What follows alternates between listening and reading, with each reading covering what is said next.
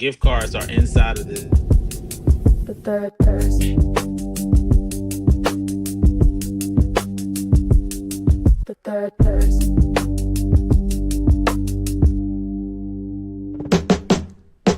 Whatever you wanna know, whoever you wanna see, the place you all need to be. Third verse, morning show. This is the latest I've ever been, y'all. Completely No, it my ain't. fault. I'm Justin Hunt. I'm Stack Quote, and this ain't the latest he ever been. It's what he do. This gotta be the latest. 20 minutes? It's what he do, dog. It's what he 8:20? does. That's crazy. It's what he does, dog. I'm like an 8:04-ish kind of person at the worst. 8:20. That sounds insane. That's what he does, y'all. Oh my God. It's called, reputation. unfortunately, it's called CPT. I don't know, have we moved past it? But yeah, it's what it is. Shout out to Quansa Jones, the new co-owner of the San Diego Padres, first black female owner in sports history. Okay, I'm a Dodger fan, but man, I think I might go buy me a Padres hat for Kwanzaa. We got to represent for her. Shout out to her. That is outstanding. And her husband, as a matter of fact, he's I think he's Mexican. So it's black and brown power, y'all. We up in there. And if anybody's out here from California, you understand that we rock with our Latino brothers and sisters, you know what I'm saying? One fam, one team, one dream, you know what I mean? So, shout out to that powerful couple to do that together.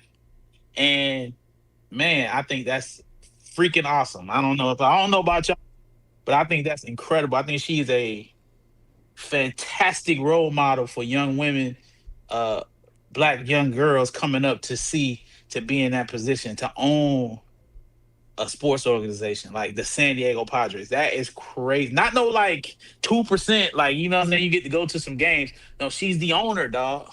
You know what I'm saying? That's crazy. Y'all don't even understand. That shit like Obama being president. Am I tripping or what? Am I the only person? Yo, look, it deserves a gong from the congregation. I feel like ain't nobody talking about that shit. That's crazy. And dog, dude is like Mexican, like for real. You know what I'm saying? Oh boy. How many Mexicans you know? Don't no Mexican own the Lakers, but don't no Mexican own the Spurs? It be a bunch of Mexicans at the game though. A real Mexican dude own the Padres. I'm getting the Padres hat, even though I know that's LA's biggest rival.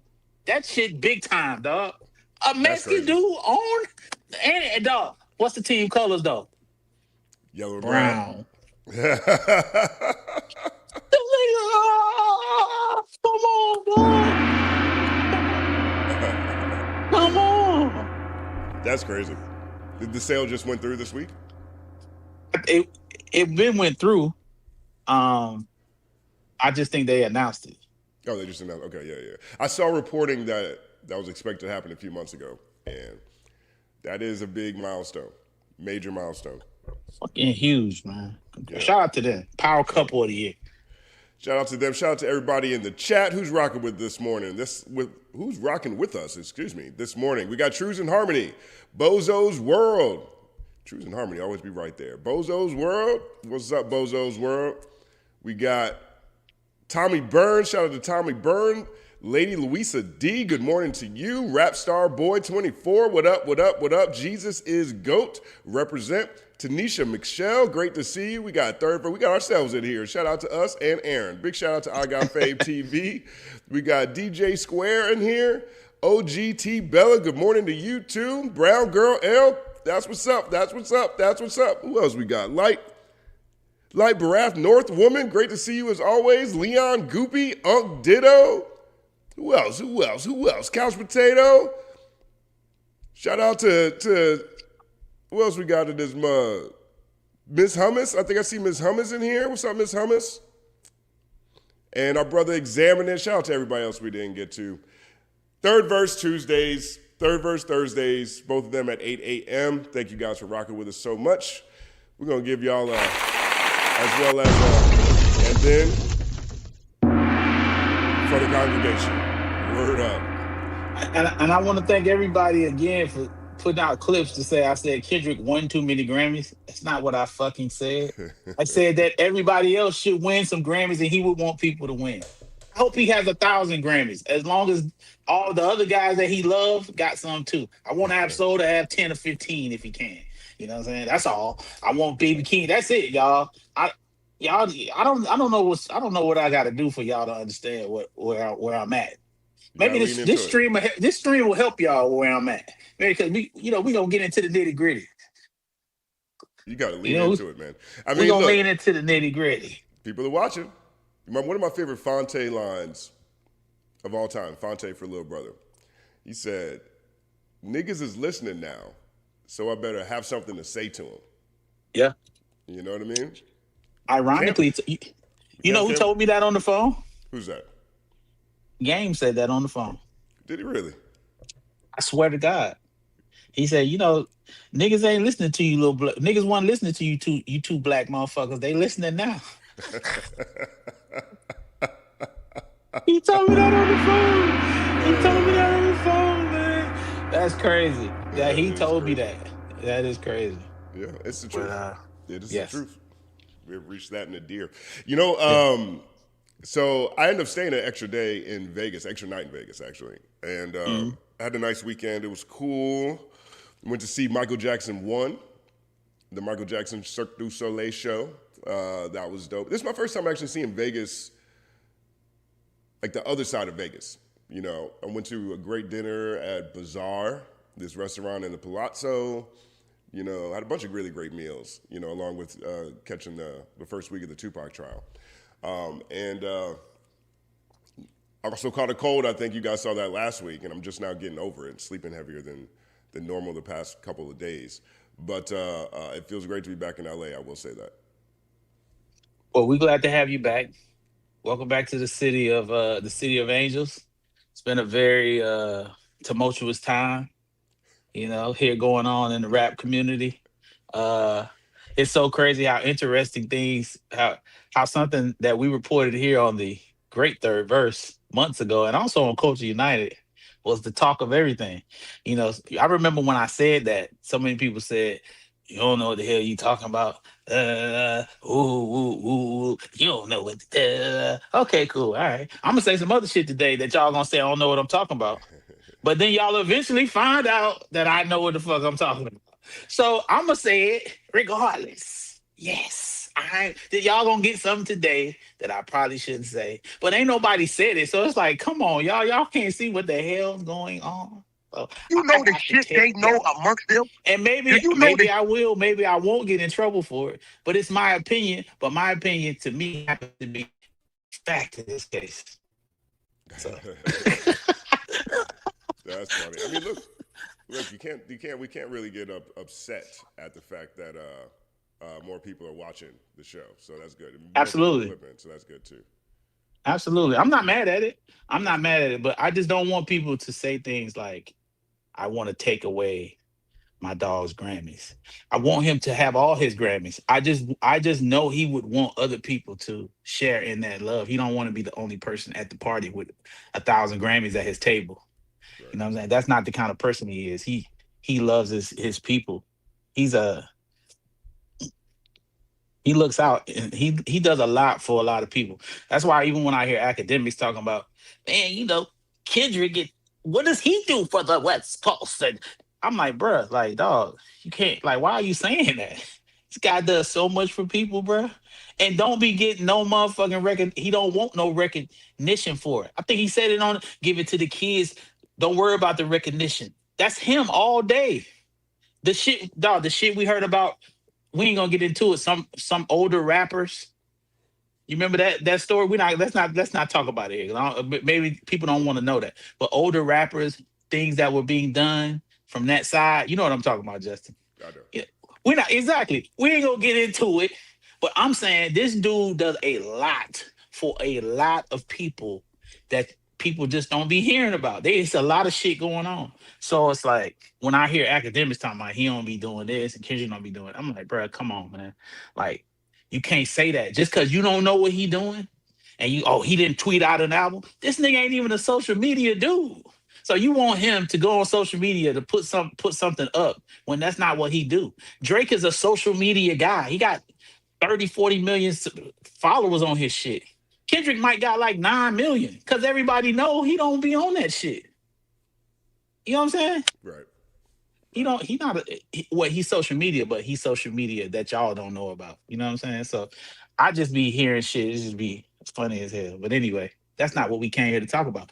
Take us in the right direction, Justin. Show us the way. Lead us. We got a loaded show today. We've got Chart Report, as always, every Tuesday here. There's some commentary around Game's new album, Documentary 3. We're going to dig into that also. There's an interesting thing I just saw this morning about this Inverse Wire article that's caused so much conflict when it comes to academics and Charlemagne because of their reporting on what's happening with the academics and the academics universe. And so, well, we take a look at that quickly. Hold on 1 second. Your volume low, Justin. Turn your volume up too.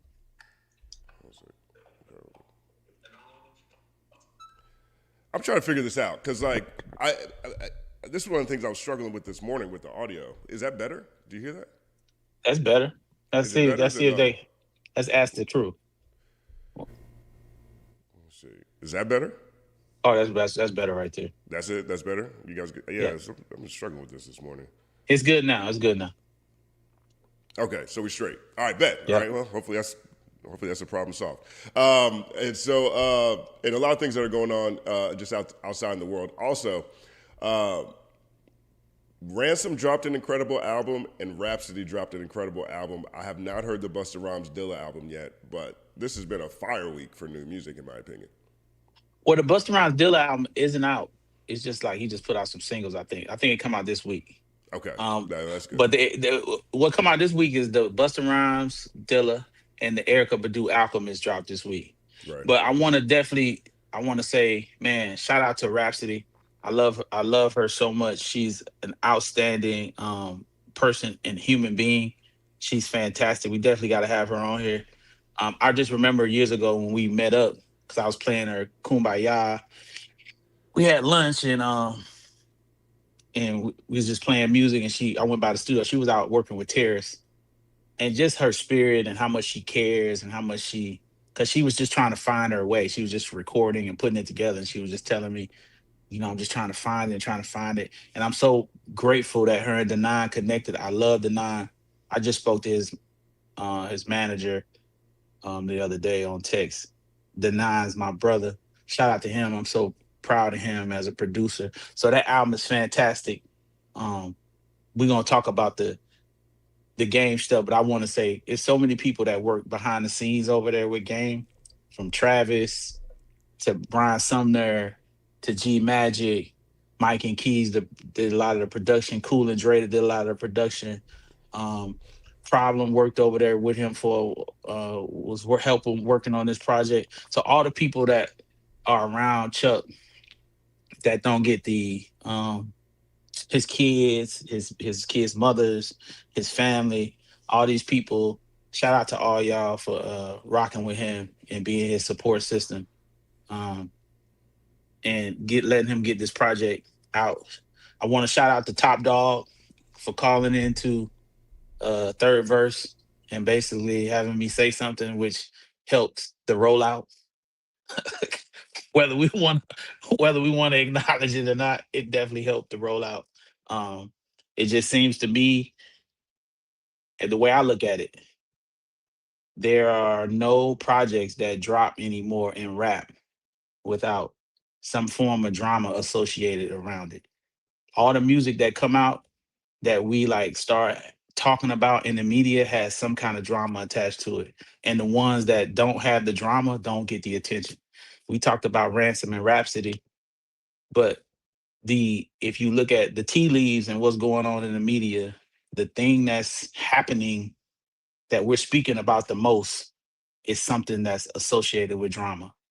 And unfortunately, I think we suffer from that because we're all a part of that. You know what I'm saying? I mean, Rhapsody's album is fantastic. Ransom's album is fantastic. But because there's no drama associated with it, it doesn't get the fanfare and people don't want to hear it. It's just the world we live in. We all fucking victims of it. You know what I'm saying? We sick. All of us, me included. We're sick. We're polluted. That we can't. A project can't just come out and be dope and then it blow up. That shit don't happen. One album came out this year that got mainstream appeal that had no drama associated with it, and it's not. I can't even really call it a rap album because the niggas sing, but they call it rap, and that's Don Toliver. Yeah. Other than that, dog, everything else that came out that had no fucking drama with it came and went away, except for us because we still listen to it. We still listen to Isaiah Rashad. Right. I rock that multiple times a week. Cardi B, all the drama she got so much drama associated every time she drops a project. It's always drama around. I'm saying where that album is actually called "Am I the Drama?" It's called "Am I the Drama?" Baby Keem, they didn't have no drama. Shout out to him. Right. But even Baby Keem, he still had a tinge of drama because is Kendrick gonna talk about Drake on there? Some people listen to it for that. You know what I mean? Let's just be honest. So it was a hinge of drama on that. The clips, that was all drama. Def Jam, that was Kendrick. Yeah, that was crazy. The battle, like, think about it, dog. We can't just when we just put a record out and it's just said this is dope music and it's gonna go number one. It don't happen no more, dog. It's sad. Mm. So I don't want to be the hog here. So when people be like, man. When people say, Game's career, his discography has been hurt by the Antics, right? Would we even give a fuck about the discography if he didn't have the Antics? It's the question you need to ask yourself. Because we as the people love the Antics. We love to talk shit about it. We love, dog. I know the economics of what Blueface is doing because I just talked to Wack for an hour last night. Okay? We're a lot of people would say that's disgusting. The only way it makes money is if people are paying to watch it. So how does that work? Because they're on what's that, Zeus Network? Is that what that is?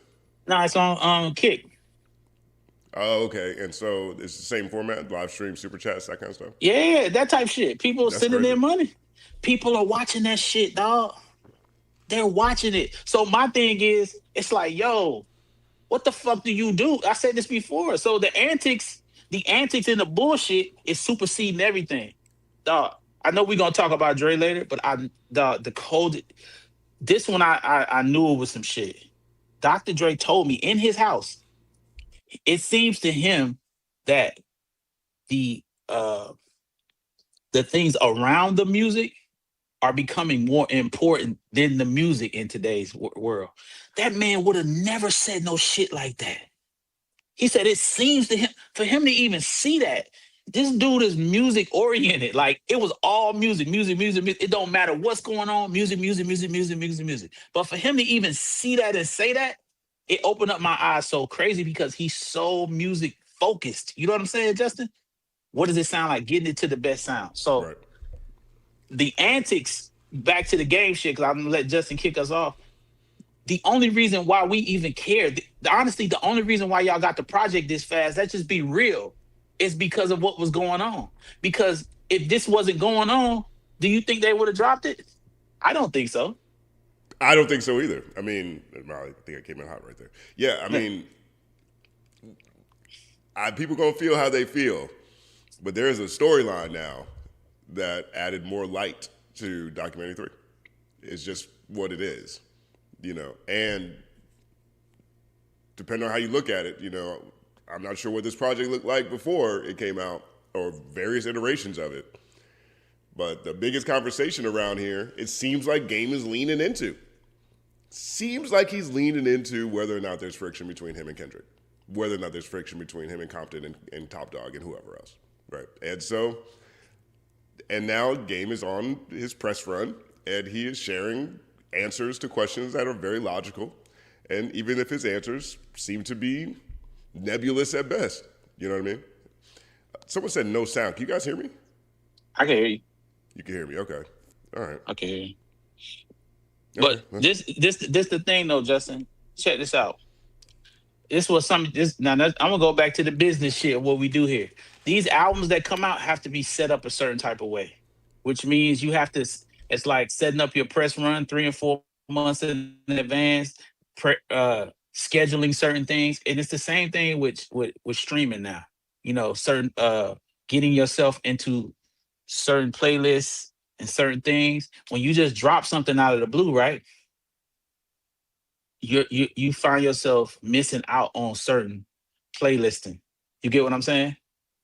And what I think is happening here, what I think is going to happen, you're going to see that reflected in the first week because, from my understanding, it's not playlisted normally how it would be because of how it came out.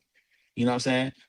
Shout out to the guys that's doing everything, but you don't have the opportunity to put it in front of as many people because it's coming out of the blue and you're basically reacting to what's going on in the media or whatever. So it's like that double-edged sword that you get, trying to figure that out as a person that's okay, you got this momentum and everybody's talking, but then it's not set up from the streaming side. So it's like you have to figure all that shit out because the streamers, which is these mega corporations, they have a certain amount of slots for these playlists.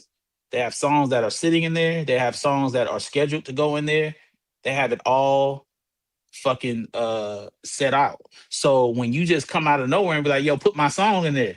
Well, it's a guy that we promised that, or a girl that we promised was supposed to sit in there at number 99, and your song's gonna knock that out, and we can't knock that out right now. Maybe we could put it in 2 weeks from now. But as we know, when it comes to this industry with hip hop, if dudes don't do a solid number first week, everybody talks shit. So, not saying this is an excuse, but I'm just letting you know how this shit play out. You know what I mean? When you do rush and put your shit out, you understand what I'm saying? So you still have artists that you manage now, right? And so yeah, when you're talking to them, what are you telling them to do? What direction are you advising them, given the marketplace? Act like a streamer. Act like a streamer. I see a lot of artists cover their social media. I don't want to post too much. I'm only gonna put one thing up. Hey dog, this is an algorithm. All these from YouTube, Instagram. I'm giving y'all some game right now. I shouldn't give it to you, but I'm gonna give y'all some game. It's the Third Verse Podcast. Is what we do at the Third Verse Podcast. It's real game. Listen, we utilize it. We do this. YouTube, Instagram, all these platforms. Shout out to Metrical that was introduced by Aaron, and shout out to Robin who worked hard doing our shit and having our shit rocking all the goddamn time. So these places reward you for consistency, right? What artists don't do, they think they can put a post up. Every artist think they fucking Kanye West or Kendrick Lamar. You think you can put a post up once a year? I'm working, y'all, and then not put no shit up for 8 months, nigga. These sites have to. They reward you for keeping traffic on their site. So if you're not posting regularly, like if you somebody that don't nobody know about, you need to be doing 10, 15 posts. Post. You need to post all the fucking time. We're not doing anything over here with this podcast that we got going on with Culture United. I got on Justin about this. I feel like I'm Justin's manager. For real. I got on him about this. I got on him about this because Culture United is such an impactful show and he has such a massive audience. But Justin's social media sucks because all he cares about is X. And I'm telling him, my nigga, Instagram, you have to do Instagram, bro. You have to post. So you see these dudes or these artists, these niggas put one post up. Tyler the Creator talked about it. Their album will come out, niggas will post the album 1-2 times and then not post it again. Nigga, you've been working on this album 3 years. That means you need to post it for 6. Third Verse posting on every motherfucking platform 4-5 times a day. Post. Shorts, long form, mid form, posting. On Instagram, post. Fuck all that. So you got artists that think they too cool because they don't want to post on fucking social media. That's why streamers are passing them, because streamers ain't trying to be cool. Streamers are trying to be seen. And these companies, the algorithm rewards consistency. This is for all of us. Anybody can do it. That's what's crazy. Niggas will put one post up and just be like, yeah, that shit going crazy. Or they put one post up. Damn, only got 2 likes. Nobody likes it. We was putting shit on Instagram. Nobody was liking nothing. We had we had 0 subscribers. We're not doing any bullshit. We're not doing nothing. We have no bullshit going on, y'all. We're not doing no tricks. And the reason we're not doing no tricks is because me and DJ have done the tricks. So if we do the tricks in this, the first thing they're gonna say is, oh yeah, they paid for it. He down with Jimmy Iovine. You know what they do. We ain't doing none of that shit. We got 22,000 subscribers on our YouTube page. But yet and still, we drove a narrative all fucking the last couple of weeks. We have drove that narrative. French Montana, we drove that narrative. Lupe Fiasco, we drove that narrative with that little bit amount of subscribers. You know why? Because we ain't cheating. We're doing it the right way, and we're just putting shit up there. So that tells you guys, right? Who gives a fuck if you got 500 subscribers on your YouTube page? If you talk some shit that people don't know, that shit gonna go crazy. And don't be discouraged because you got 500 and this nigga got 5 million. That shit don't matter no more. Just post. So going back to your original question, dog, these artists don't post. Everybody think they Kendrick. You ain't Kendrick Lamar. Kendrick can post once every fucking 5 years and we're gonna be engaged. But even him, he still don't have the impact social media wise that maybe a Drake or somebody that's consistently putting shit up there. He don't. So that's why, even going back to what Academic said, man, Kendrick don't post the album. Nigga, that shit don't do the same shit. It don't do the same shit. So, when y'all see these platforms and they just start their shit and they got 1 million subscribers and then they got all these views, like how the fuck they did that? Nigga, because they're cheating. They're cheating, okay? You go on that shit, they got one video, they got 500,000 views, and the rest of them shits has got 200 views. They paid for it. Can me and DJ afford to pay for all our shit to look crazy? Yes, we can do it, guys. We're trying to do it. We're doing it the right way. We're trying to do it the right way. We're trying not to cheat. There's your motivational speech this morning from the Third Verse podcast, the one and only stat quote. Doing it the right way. We are not cheating. I think that there's I think that one of the things I think people run into with social media too, when it comes to their lack of posting that often, is also I think there's a lot of people who question what conversion actually turns into, right? Most people are in whatever they're in order to make money. Right. And so if you post a song all the time, or if you post whatever you post, is there real conversion that happens from these platforms? And I had to get comfortable with the fact that it doesn't matter. Right. The thing that matters more than anything else is that, to Stat's point earlier, that even Dr. Dre notices, that your overall entity is moving in the right direction.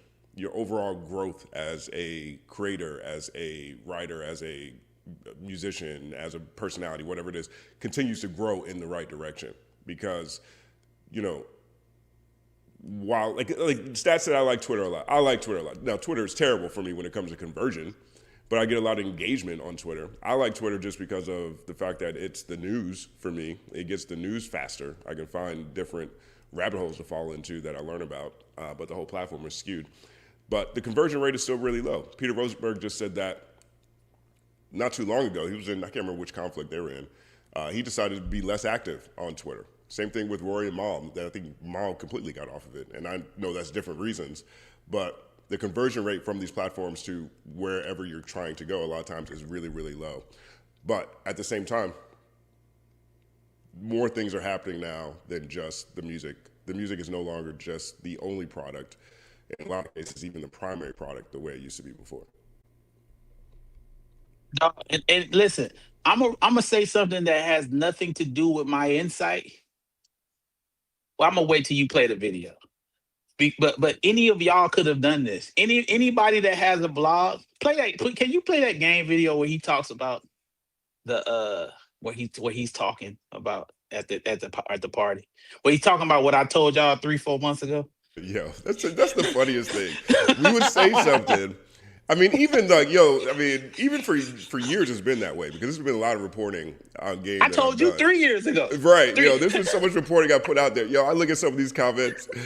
I was petty as fuck recently because I remember this one particular comment on Game on the video I did right before the pop out about Game. And this one guy, he pissed me off so much. He said, "You don't know anybody. You're just sitting in your room making things up." Right. I went back to that post. And I was like, here's an update. Sometimes it be like that. But here is Game at his release party talking about Kendrick and this news cycle that's been happening in the past few months. I will tell you that itself. I put Kendrick in places that, I wanted to be, but I wish niggas would have put me. And I didn't ask for nothing in return. Top Dog, I'm saying this and I know it's gonna go to the internet. Top Dog wanted to give me half a TV. I told him, I got Black Wall Street. It's good, bro. I want to see you, man. You do you good, make that shit bigger than everything. And he did. So I got love for niggas. And also, when this nigga Drake came in the game, he adapted to me, homie. We got close. Drake is on my albums way back then. He on Good Girls, Bad Girl on the album that came out in fucking 2009, 10 or some shit like that. I'm not same. I'm not no type of, I don't flip-flop on my friends, son. I don't flip-flop on my friends.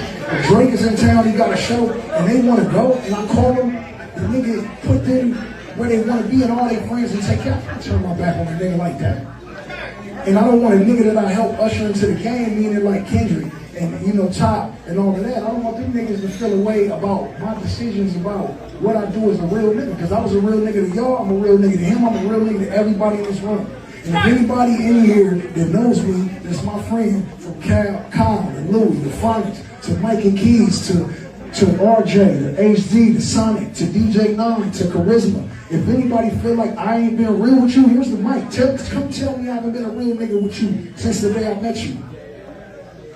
Nobody ain't gonna do that. So it's like all the capping, all the disrespect on my leg, you got to be fucking kidding me after the work I put in. And so what the documentary 3 is, that shit, that wasn't for them. They good. This one just graduated from college. This one ain't got, like, my kids was good. I'm not doing it for them no more. They straight. They good off the residuals from the old shit. This album, the documentary 3, is so niggas can stop playing with me. Yeah. Don't play with me, bro. I'm 21 years, 22 years in this shit. It ain't a rapper on this motherfucking planet that don't know that I'm with all the bullshit. And so, it's the pen, it's not just the pen game, right? It's not just the pen, that shit. I studied it so much. I studied rap like I was studying to be a doctor, so you cannot play with me there. I will find a flow, and I will find the pocket, and I will annihilate you, especially with your own style. And then, as far as being a real nigga and holding down the West Coast, cut the shit. Cut the shit. I caught phase with my own homies to take Nipsey on tour. Only nigga holding it. Hey, look, I caught phase with my own homies to take Nip on tour. But I can't seem to get in touch with Black Sam to holler at him, though. I don't understand it. I don't understand it. I put Kendrick on his first mixtape. I took Kendrick on tour. I show Kendrick nothing but love. But I can't get on the phone with a nigga. I ain't gonna call a nigga every day. I ain't no hoe. I'ma just let you know that it ain't no static, so you hear it from my voice, so niggas ain't between us. Top Dog I can call on the phone. I can call niggas, and everybody know that I ain't holding my tongue for nobody. I'm gonna say what I'm gonna say. Cause what's the worst that can happen to a nigga on this planet? He gonna die, but ain't that the inevitable? Nobody living, nothing living, not a flower, not a fucking roach, not a butterfly, not a fucking, nothing living will leave here alive. That's my passion. Everybody in this room is breathing. Everybody that came here got a family. Everybody that came here's heart is beating. Everybody that came here breathes and does the same thing I do every day. So I ain't no better than nobody in this room.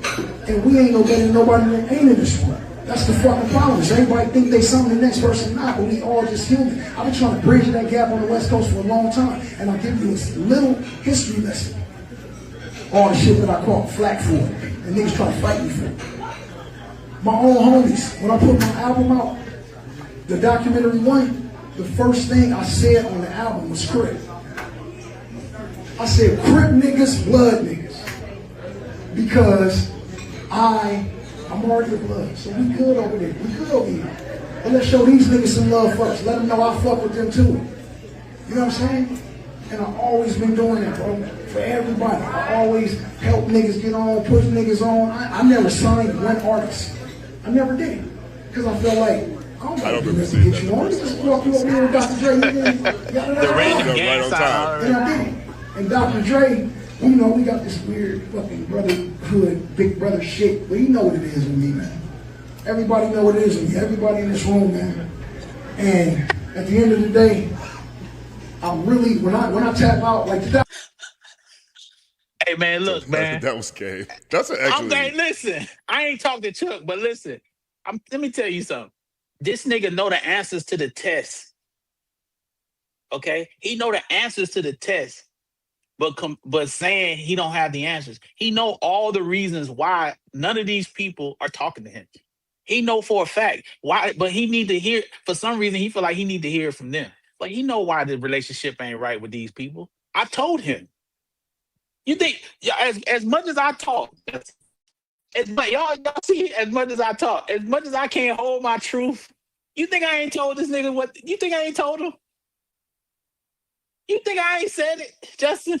Yeah, but why? I mean, look, I get it. Look, I think we've done fantastic analysis on the psychology of game between various conversations we've had here, right? At bare minimum, he's a heel. But does he feel like this is beneficial? Like for example, for him to go up there right now and say, I don't know why Kendrick, I took him on tour, I don't know why he don't talk to me. Black Sam, you know, I don't know why he don't, does he see some upside to like continuing this, or does he just waiting for them to respond? Because there's another post I want to show here in a second that leads into that. He wanted to get his narrative out because I said what I said and people ran on to that, and he wanted to express himself and he wanted to get that off. And I'm glad he got his shit off. But at the end of the day, just like he's allowed to be him and feel how he feels about everything, everybody else is allowed to feel how they feel. You get what I'm saying? So you have to acknowledge other people's feelings and let people be themselves and can't be upset because they feel how they feel. And this, I'm gonna say this, dog. No one's reported this. No one said this, but this is simply clear and ain't nobody said it. Just on the outside looking in, I ain't talked to him. I don't know nothing about this. Okay? Who produced most of the records on this new album? Mike and Keys.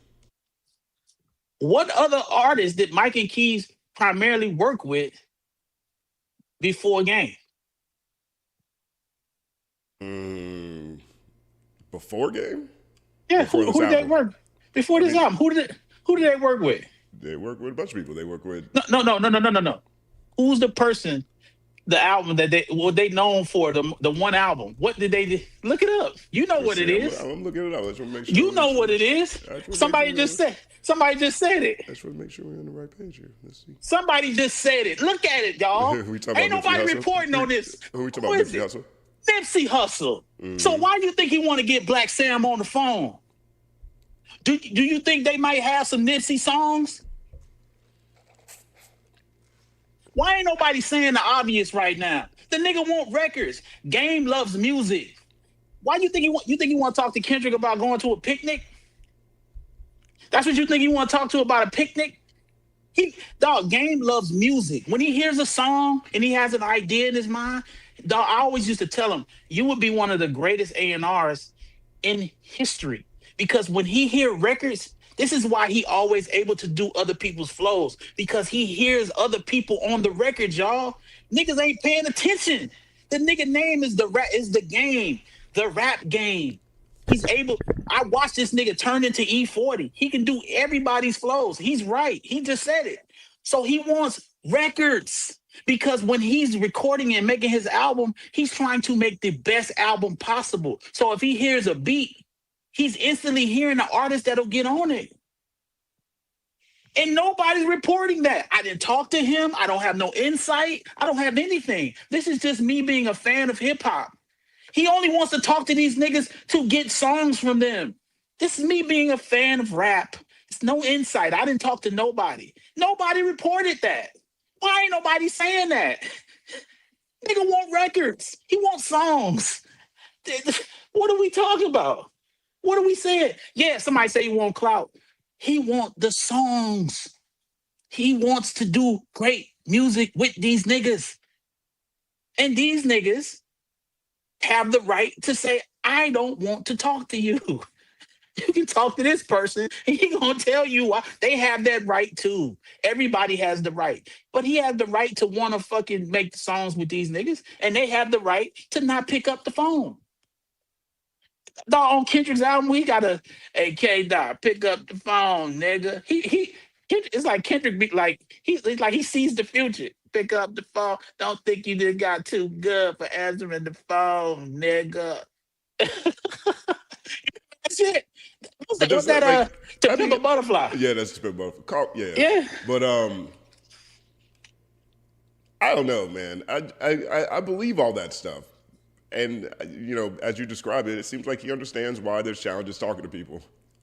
But yet, the same behavior persists. He's doing the same thing the same way from my standpoint. No, because at the same time, too, like Glasses said, at the end of the day, when people say, oh, well, the Antics, well, what do we have to, this is what, if without the Antics, without this, people don't care. It's just true. We all can agree. We can sit up here and all say that Rhapsody had a fantastic album. It's great. We can all sit up here and say, man, Ransom's album's dope. Who's talking about it, Justin? Gives a fuck. Well, we are. Cares about an album but us, my nigga. We're talking, man. We're important people. We matter in this world. Man, world. Dog, I ain't seen shit about my dog album, my nigga.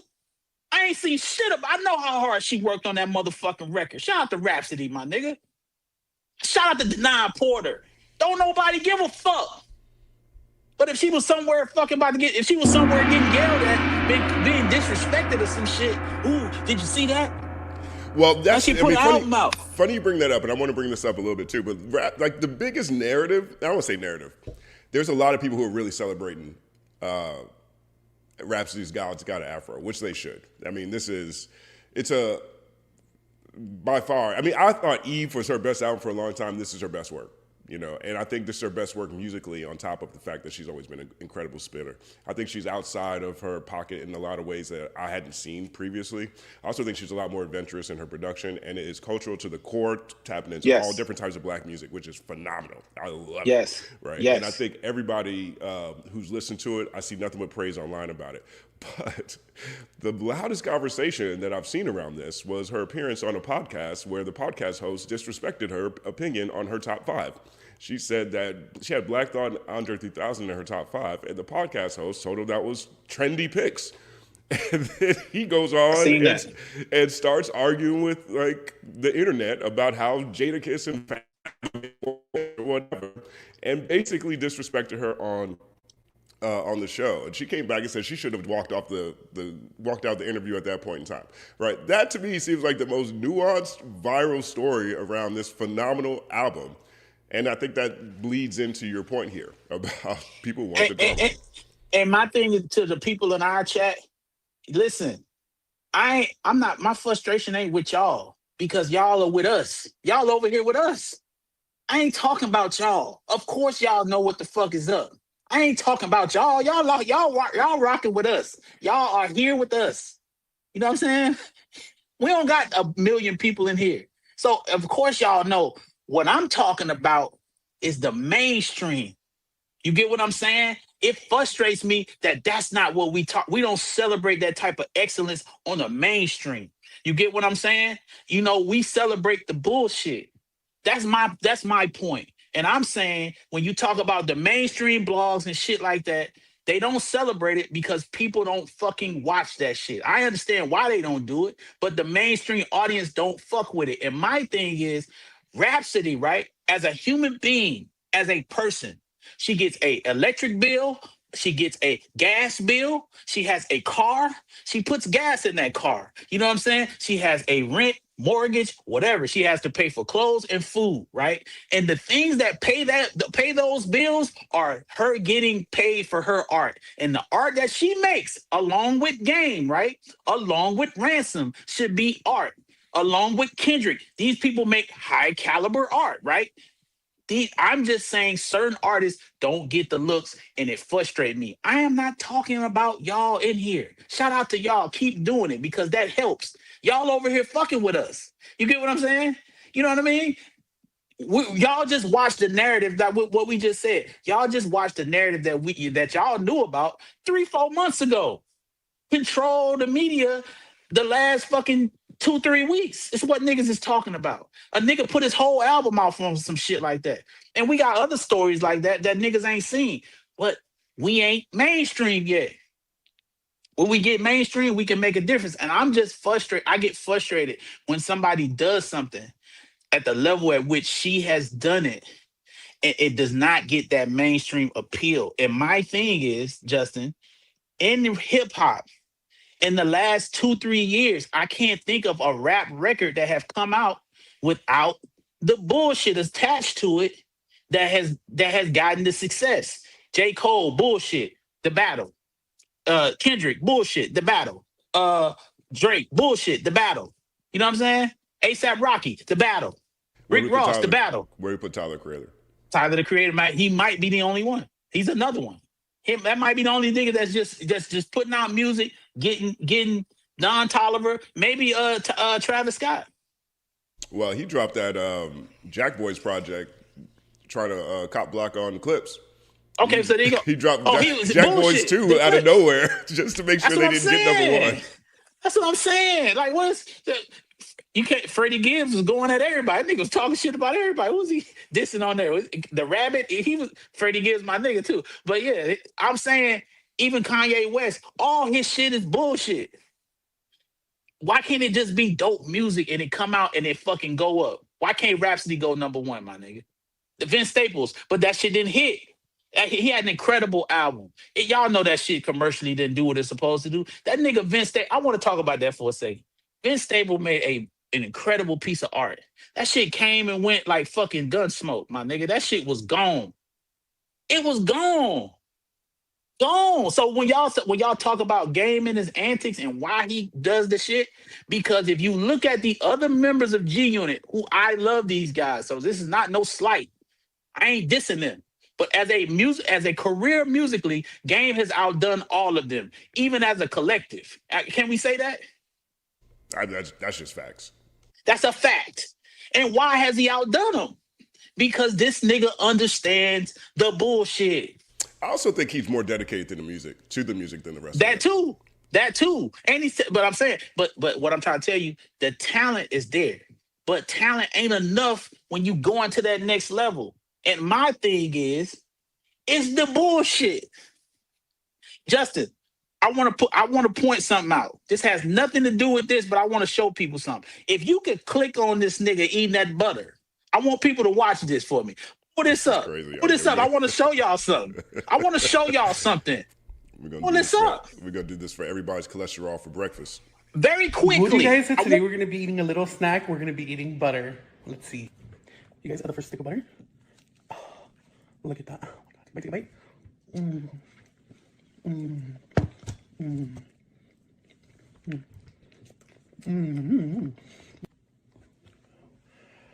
Oh, I can't finish this by myself anymore.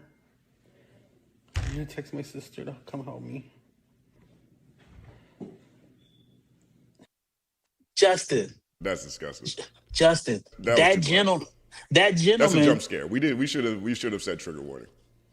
That gentleman I feel like I'm having a heart attack right now. No, that gentleman I need to go to has the doctor.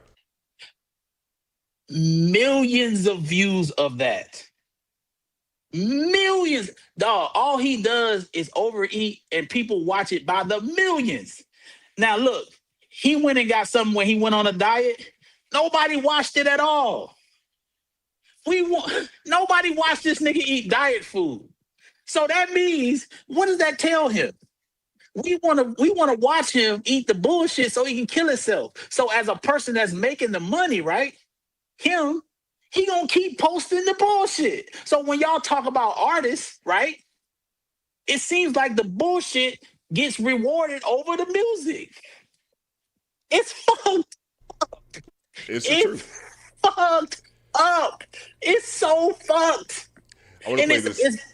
Go ahead. I'm sorry. No, I want to play this clip of Game on. I think it's the Cruise Show he's on, and I think it speaks to what you're saying because people, rightfully so, have a lot of questions about this project.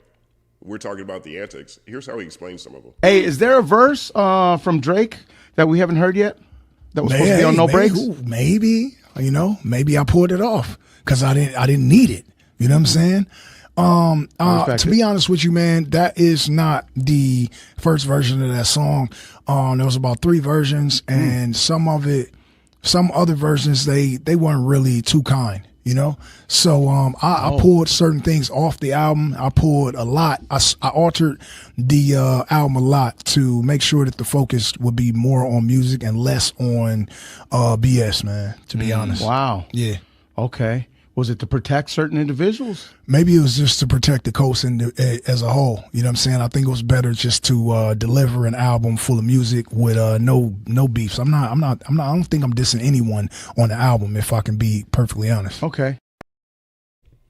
So, you hear him say he's not dissing anyone on the album, right? But then this went viral this week. And so this was a reaction to Knox Hill's reaction to his song No Breaks with Drake. And so Knox Hill says, full breakdown on YouTube, song is called LA Monster, right? And it's about he says, Game responded to my reel breaking down how I feel LA Monster was really a diss to provoke Kendrick. So that's what Knox Hill posts. And then Game posts the little thinking emoji. Right? He's like, I'm not dissing anybody on this album. But then he does stuff like this, right? This is perpetuating the antics. So you get on one side, you've got him saying that he changed the verse. He took whoever was really on there the first, or whatever the original version of that song was. And then he comes back around and he's like, but maybe, keep listening, but maybe. And you know why he said, but maybe? Because people need the antics. And I know for a fact, this is facts. He didn't lie about that. He went in there and changed a bunch of shit on that project.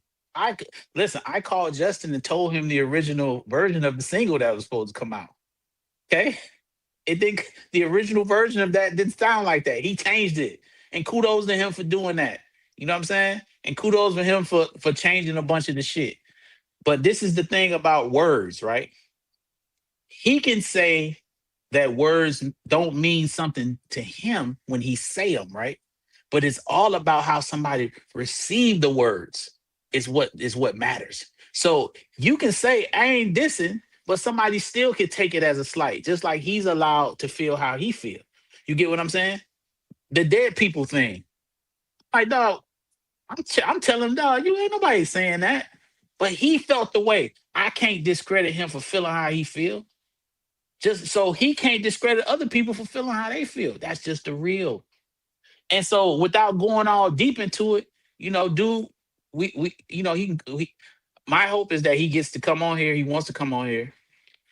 And it will be the realest conversation in whatever you want to call this podcast history. It will be the realest conversation in podcast history because I don't know no other way to talk to him. And some of the things that I would want to say, I'm not going to say because I want to say it. I want to let y'all into a conversation that we have because trust me, I am this way 24 hours a day. I don't change how I am. I talk to everybody the same way. Okay. I tell people how I feel and they tell me how they feel about me. We don't do that bullshit or whatever. So we're going to have a situation where he's going to sit in front of me and Justin, and I'm going to ask all the things that y'all want to ask. I'm gonna say all the things that y'all wondering about. I'm gonna talk to him about these things when he does come on here. But for me to get into it, like how I would get into it, I know right now, if he's not here to come back with some of the things I say, it might not come off right, and then it'll get clipped, and you know how that shit go. So I want to play one more clip from that conversation with Game, because he leans into it. He leans into it, and here he is right here. Another clip from the Cruise Show. Let's take a look. Yeah. Right, like I raised the boogeyman. GNX scares the hoes away. Yeah. Right? You're being playful, right? I think. Well, think about it. I had a GNX, you know what I'm saying? And my chick at that time, like, she didn't really want to ride in that. All black, dark windows, like it to a pretty girl, that's like a gang banging car. You know what I'm saying? Right. You know what I'm It's saying? masculine. So when It's I said masculine. it, that's what I meant. Kendrick dropped the GNX album, so I mean, it's one of those things where you can take it how you want. As far as raising the boogeyman, I actually did. My music, I came first. Kendrick told you himself on Black Boy Fly and countless times of how much he looked up to me and what my career did inspiration-wise. So it's like, that's no cap. That's just me being transparent after That is what it him is. being transparent. Yeah, but it's all love, homie. But picking a side, I'm picking homicide. I said, yo, Game. Come on. I almost text you about that. So the thing is, it's like, again, I got, I'm gonna have, like, it's gonna be a tennis match for everything that you tell me, right? So it's like, I understand. With picking a side, I don't gotta pick a side. All living things must smart, perish. I think. Everybody in this room will perish, right? No one leaves this earth alive. But Justin, did you see what he said though? Did you see what he said? And this is something that I would talk to him about. I don't gotta pick a side. You see what he said there? Right. Because he's him, right? He feels like I don't have to do that. So nigga, Black Sam don't gotta pick up the phone, and Kendrick don't gotta pick up the phone, nigga, because they feel like they're themselves too. You get what I'm saying? But this is the problem. He has kept score, right? And okay, I put these points up, and I'm supposed to get rewarded for the scores that I put up. But them niggas kept score too on their side. See what I'm saying? So the rules, it's like a parent. Go to bed so you can get up early in the morning, but you up all night and your kid seeing you missing work and not getting up. That's how I can do it, you can't. I'm not saying these people are his children. I'm just saying that mentality. You know what I'm saying? So that's where the disconnect happens. That's where he's not seeing it. Like, my nigga, they them just like you feel like you him. That's everybody feel like that. I bet you some niggas that can't get Game on the phone. How much you want to bet? How much you want to bet, Justin? I believe you. I could personally tell you he changed his number all the time. Last time we spoke, I had to call somebody to get the nigga number. This me. Me. Only nigga I know got the same number as Top Dog. Justin still got it. He ain't talked to nigga in 3. Yeah, I talked to him a long time. His number's still the same. That's crazy. Very few people in the music industry keep the same number. These niggas ain't just picking up the phone for nobody, especially a nigga that's on. What the fuck? You think niggas just, what's up, dog? What's happening, man? This nigga Kendrick got family members he ain't talking to, nigga. That knew him since he was knee-high to the curb. The fuck? I don't talk to niggas. I ain't nowhere near as accomplished as these motherfuckers. I'm not talking to these niggas. Me. It's a bunch of niggas, man. I can't get stabbed. You motherfucking right, you can't get me on the phone, nigga. I don't want to talk to you. Well, I think, it's one of the things that is interesting to me is watching everybody react to what Game's been saying. Like, he's throwing out a lot of names, saying he's not dissing anybody, he's saying things are actually good. And this one spoof freestyle, I think, is hilarious. I said it to you yesterday. I think this is so funny. Let's take a look at this. I ain't talking to you. You know where I'm from, Compton, and you know I get busy. Good kid, no, I'm the reason it's a mad city. Where the boogeyman at? Tell him holler my name. Cause if you beefing with Drizzy, then you beefing with Game. I don't ride GNX. I like Chevy Impala. To pimp a butterfly, I'll show you the cost of $1. Fuck Kendrick Lamar. I ain't talking to you, Dot. Fuck TDE. I ain't talking to you, Top. I thought you win. I ain't talking to you, Rock. they're not gonna think I'm talking about them, right? Right? That's kills me. That's so funny. Yo. So to me, I think imitation is the greatest form of flattery. Now he may be insulted by that, right? But to me, I think when people start imitating you to that degree, you are penetrating the culture. Anybody that we look at, people do impressions of.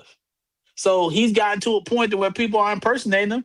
So I'm sure he might be upset about it, but I see that as a win for him. It's funny people can say that, but I'm saying I see that as a win because if we couldn't impersonate him, we wouldn't give a fuck. Ain't nobody impersonating me. Yeah. And when they start impersonating me, nigga, that's when y'all know I'm really up. I haven't seen anybody impersonate you yet. I've seen a lot of people with some fictional stat quotes though. I'm just trying to help game out. I'm really up with the smile on them, huh? All of them. How many teeth in the mouth? I don't know. 29, 33. I don't know. All you see them all. You say, huh? Pearly whites. You dig, huh? Kool-Aid. Keep a red tongue because the Kool-Aid is always on the arm. Keep it yeah, 32. You're tuned in live Third Verse Podcast every Tuesday and Thursday right here at 8 a.m. on the Third Verse Podcast channel. Here's a gong for the congregation. We're talking about Game's newest release, the documentary 3, the surrounding conversations around this release, whether or not he is upset at anybody or if he's dissing anybody. Doesn't seem like he is. That's what he told us. Also talk about Rhapsody's phenomenal new album, God's Got an Afro, which, Rhapsody, she's from North Carolina too, and I've been listening to her whole career. She used to be in a group called Cooley High. They were also in the same scene in New York that I started my career in, just locally. So, I feel like I've watched her career, admired her career, covered her career, since damn near the beginning, if not the beginning. Definitely before she was a solo artist, we'll say that. And again, I say this with all confidence, it's a phenomenal project. Big shout out to Reggie Williams and Jake Payne. They texted me at the same time this weekend on, I want to say maybe Thursday or maybe Friday or Saturday, they texted me before I had a chance to sit with the album. And they were like, yo, Justin, really listen to this. This is one of those albums. And those two men have been just incredible barometers for what greatness is throughout my career, and whether that's musically or just generally speaking. And they weren't wrong. So if you haven't listened to this Rhapsody album, punch yourself in the face because it's great. And the reason why we keep going back to it is because we're trying to, as you would call it, put cheese on the broccoli here. Because we want her to, we want y'all to check out Ransom and Rhapsody. And we also want you to, I think y'all should check out Game's album as well. That's not even no slight. Because as I said, when people was talking shit, I was like, dog, when does he put out a bad project? Ever. When does he put out music that's just, you're like, oh, it's terrible. You can say what you want to say about the Antics. I feel you. But just we talking about rapping, the nigga puts out good projects, y'all. We can't get through all of that. The man makes good music. If that wasn't the case, he wouldn't be here. The Antics come out because he plays. His name is The Game. His name is The Game. Her name is Rhapsody. She can rap. His name is Killer Mike. He's gonna kill a Mike. His name's The Game. He's going to play the game. This is the game. K-Dot, on point. Kendrick Lamar. Like, dog, what we talk? Yo, listen to the names. My name's Stat Quo. Statistics. The numbers. Hurry up. Stat means hurry up. I'm always on time. I'm right there. The company man. I don't know what he fucking up. Oh, let the company just be late. His company's always late. That's the problem with him. He's the one that's fucking the name up. You know what I'm saying? Because, dog, companies are supposed to be on time. Justin is the only company that's always late. Always is strong. Always is strong. But I'm just saying, in Game's place, in Game's case, he's playing the game, and if there was no antics around this project this time, if there was nothing going on and he just put this out, how would we be talking about it like we're talking about it? Let's be real. about something. It does remain to be seen how well this actually does. I believe it's number 1 on iTunes right now, which I think he does really great on iTunes in general. You know, and then also there is currency, despite the fact that the numbers might be low. Like, just even social currency matters a lot in this space when it comes to negotiating different deals, when it comes to, you know, your visibility in order to position yourself in other ways to make money. You know, so that is something that is happening, regardless of how many streams he gets. I mean, okay, so Busta Rhymes' Dilla album, right? There's no really controversy around Busta right now. Now, we already know that's going to be phenomenal. I mean, all the beats are J Dilla, arguably one of the greatest producers not in the music history. Busta had 300 beats that nobody heard, and now he's letting people hear it. And Busta Rhymes has always been a phenomenal MC, incredible. Got Lil Wayne on the song, everything. Is anybody really even talking about their release like that? I think it came out today. Let me make sure. Let me sure if this is Busta Rhymes. I thought they come out on Fridays. Well, Ransom came out on a Wednesday. Oh yeah. Sometimes Right. they do that. I know the album fire. It's gonna be incredible. If it came out today, I can't wait to get off stream and listen to it. I thought, like, what? But I'm just saying, it's set to be released on August 25th, 2026. So that's today. Okay, cool. So it's coming out today, but I'm saying the fanfare associated with it, no one's really talking about it on the mainstream platforms. It's a hip hop album. You know what I'm saying? They're not gonna talk about that shit nowhere like that. All right, so I mean, you know, regardless of, I mean, that's the truth. I mean, just generally speaking, music is competing with so much more than it used to. It used to just compete with television, movies primarily. And, you know, now the whole world has everything they want to access in the palm of their hand, literally. So, you know, that is just part of the environment. It takes people like us. It takes people like the people in this chat to talk about things that are dope. The things we talk about, we help put new people onto them. You know what I mean? So, bare minimum, everybody remember to celebrate the things that you really love.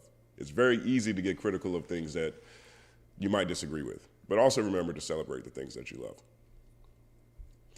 You want to do some super chats and then move on to the Dr. Dre story? Absolutely.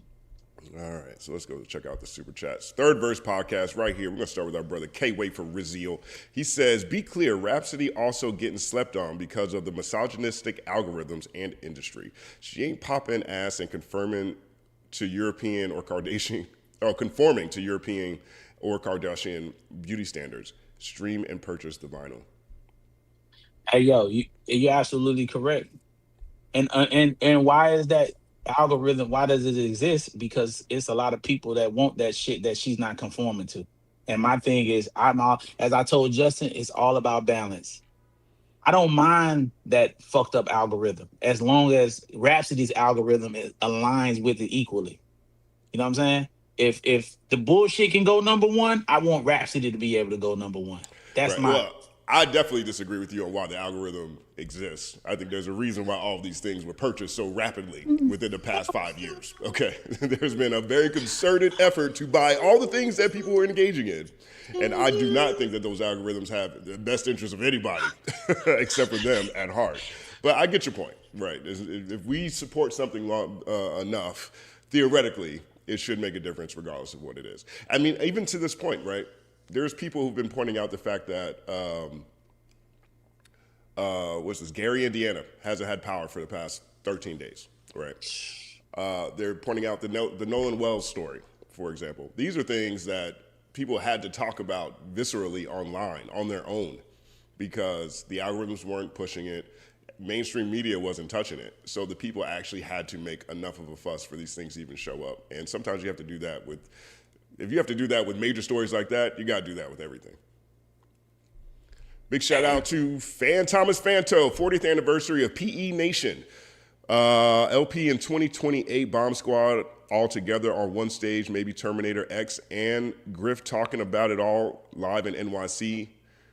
In June, steal it, write it down, maybe come out with S1s. I mean, that sounds like, I love that. I'd love to see that. You know, I would too. Last time I saw Public Enemy. I saw them with Bernie Sanders. I went to a Bernie Sanders rally out, was he here or was it in New York?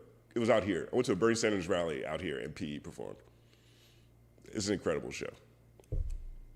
You a Public Enemy fan? Are you crazy? Hey, some people, you never know. No, listen. Hey, bro, listen. I had the medallions, man. I mean, I was young as hell, but I had all the medallions. Come on, dog. Listen. I love X Clan was one of my favorite groups. Yeah. So I was all into revolutionary black rap. Right. I was hella young. I was a baby, but still, I love that shit. That same thing with me though. Like I had all the African medallion, all that stuff. I love Public Enemy. Yeah. I love Elvis was a hero to most. Dog, listen, I was all on that shit. And then what happened was you just start seeing it. God, Killer Mike coming on. Killer Mike we have hit Omar and get his number, but Killer Mike already said he want to come on, so I can't wait to have that conversation. That's gonna be crazy too. That's gonna be crazy. That's gonna be crazy. Big shout out to KA714 going to catch the replay, but wanted to stop and show support. Salute, fellas. We appreciate you, brother. Thank you.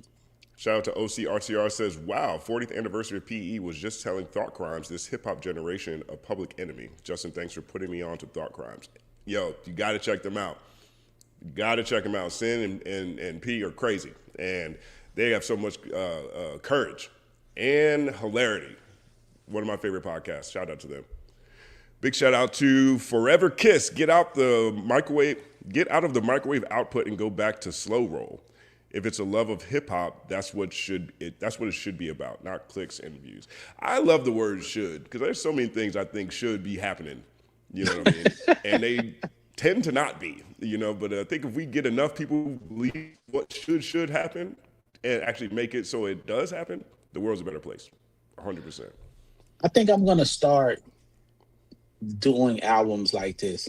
Generally, when I hear an album, I listen to it and then I rate it in my mind and I put it at a certain place.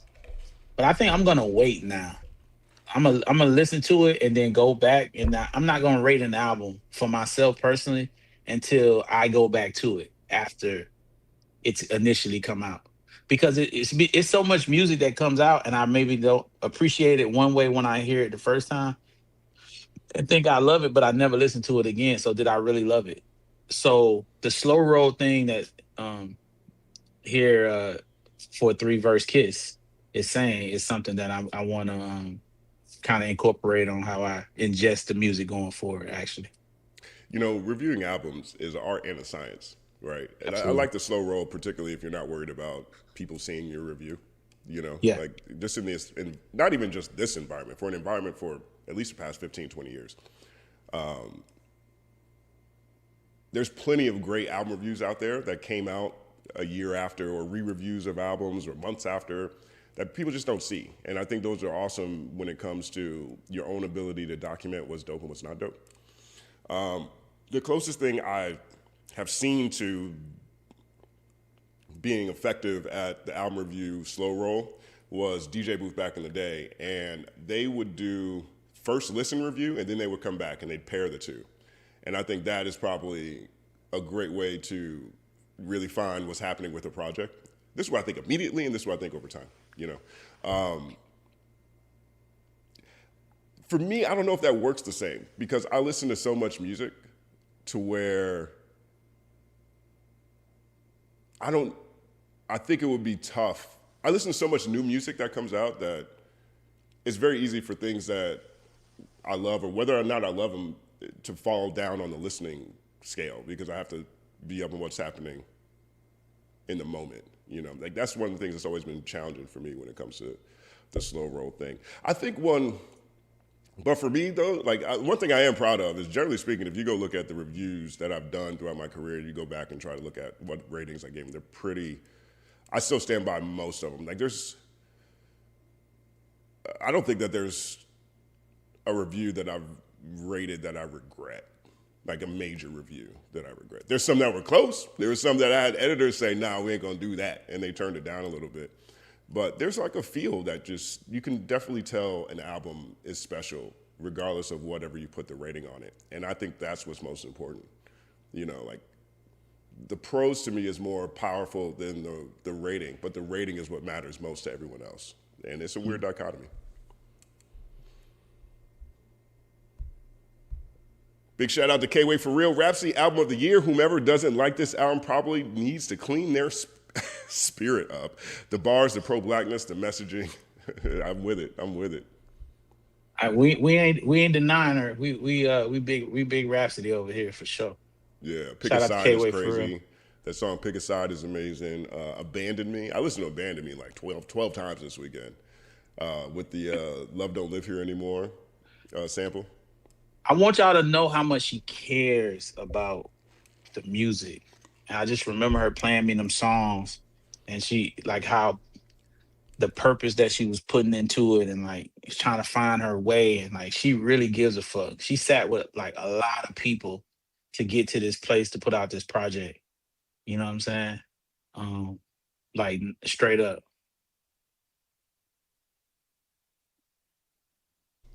Word up. Next one from Fan Thomas. Wait, no, this is another one from K-Way. Says, the only success comes before work is, the only time success comes before work is in the dictionary. Woo, that's a bar. Yeah. Well, I mean, who we were referring to, because if it's Game, he was one of the hardest working rappers I've ever been around. That's one thing I'm gonna tell y'all. Y'all can say what y'all want to say about, y'all don't like the Antics. Anybody that came under Dr. Dre, every last one of them, Exhibit, anybody, Snoop, anybody that you want to talk about, we all inherited our work ethic from that dude. And that motherfucker is a workhorse. Eminem works his ass off. Y'all can say what y'all want to say about Game. That nigga works crazy. He works crazy, and he cares about the music. I just told y'all that's what this whole shit has come down to. It's all come down to that. Look at when it stopped. If you go back to the albums, okay, Jesus Piece, Drake, Kendrick. The Red album, Kendrick wasn't popping, but so Drake on that? Yes, I think so. Then you go back, then you go to documentary 2, Drake, Kendrick. It stopped. Uh-oh. You think he didn't want to do records? You think he didn't want to do those records with niggas on them projects? Okay, Born to Rap. Who's on that project? Is Nipsey on that project? Okay, yeah. Nipsey came and recorded the verse. I put the video up last week. You think he's sitting with Mike and Keys, who was Nipsey's primary producer, that they don't have songs with Nipsey on it, that he would probably want to talk to Black Sam to get cleared? I'm just asking y'all. I don't know. But that's the craziest part, though. Like, you know, I don't know. Like, but like, you know, when you lay it out like that, these checkpoints seem so obvious, you know. But don't nobody say it. Documentary, Game, Kendrick, you know what I'm saying? Oh, suddenly there's no more. That's not happening anymore. Now we understand why. That 100 video, and that is something I'm clearly Game understands too. All these people, this ain't a revelation I'm making. I ain't talked to nobody. I'm just a fan of hip hop. I'm saying I ain't talked to him. I ain't talked to nobody. I'm a fan. This is all shit. I'm just looking at shit that everybody sees. Can't we see what's going on? What can't we see? Is it not just to see it? Because everybody reporting on what he's saying, dog. If he had the records from these niggas, you wouldn't be hearing none of this. This is just a fact. Even if he had a song with Nip on his album and Kendrick was on his album and all the other albums he tried to get Kendrick on, we would not hear any of this.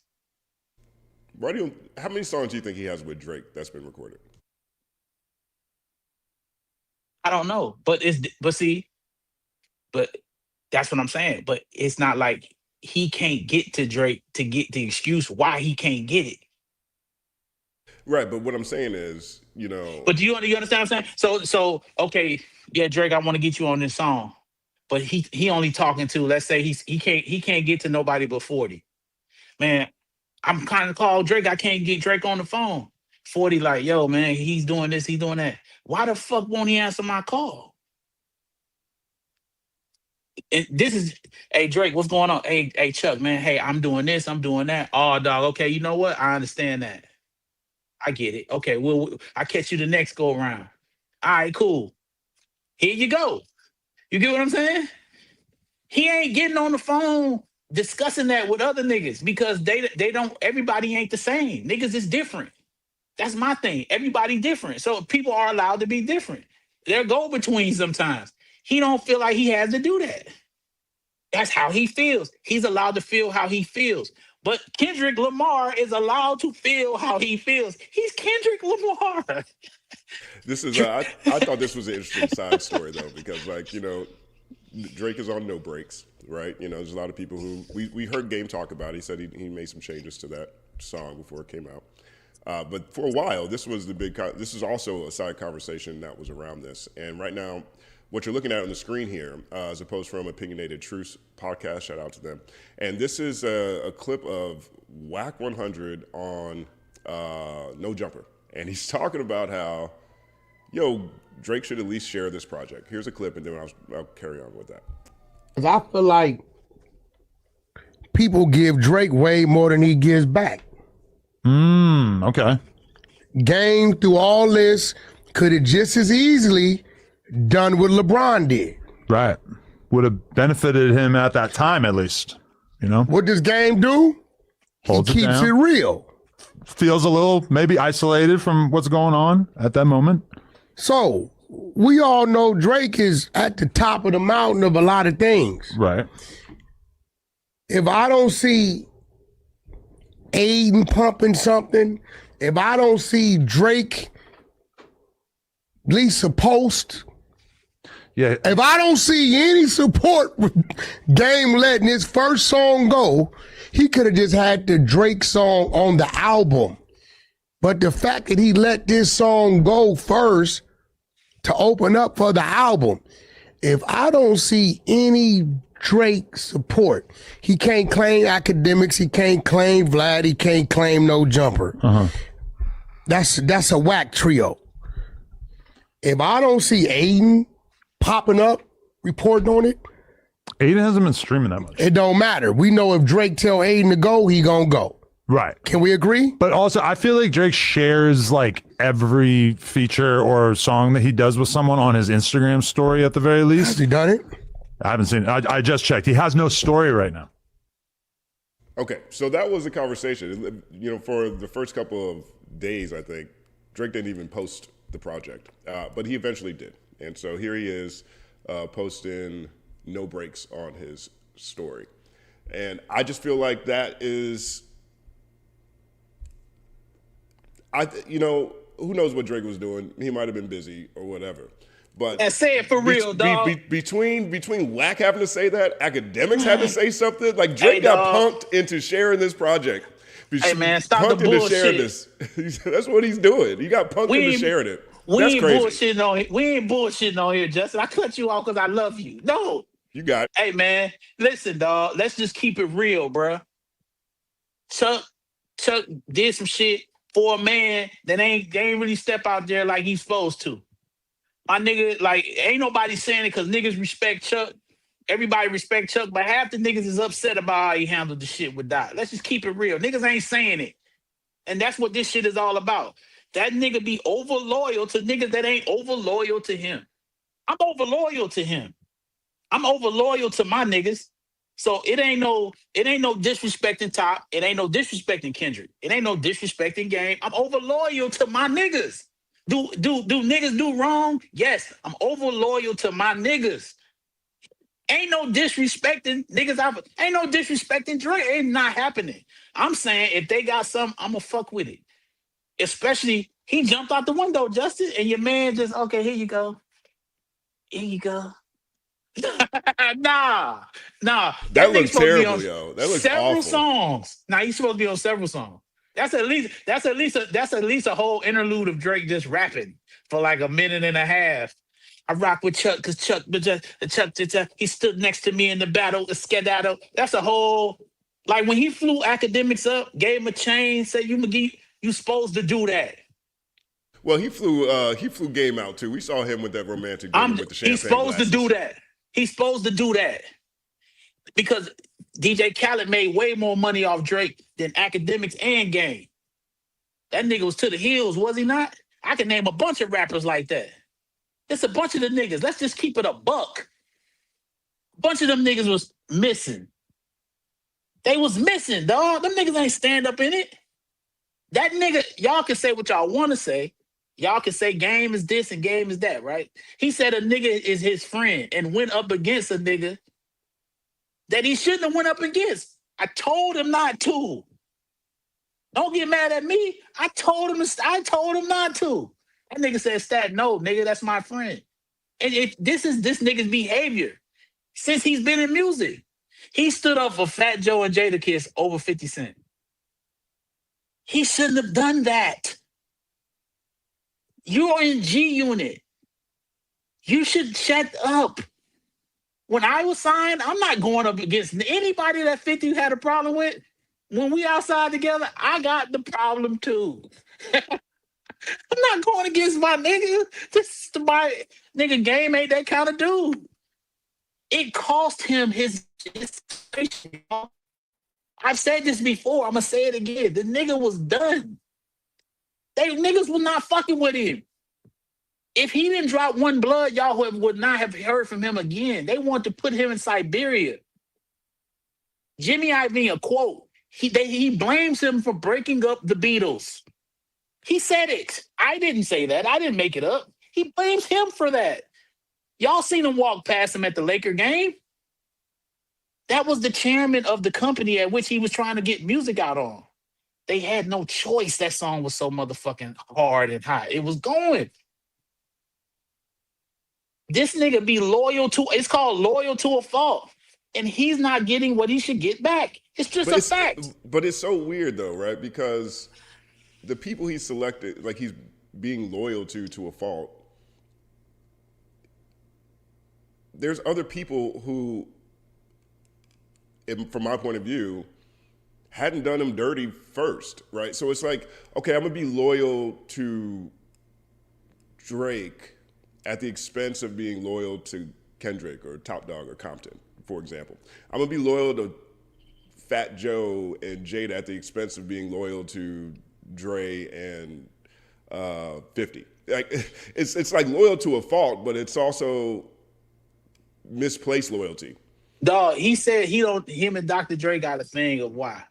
Nigga, you went on Drink Champs and said Kanye West has been more important to me than Dr. Dre. You think Dre ain't see that? You think Dr. Dre didn't see that, my nigga? You think he ain't see it, though? You think he ain't see that?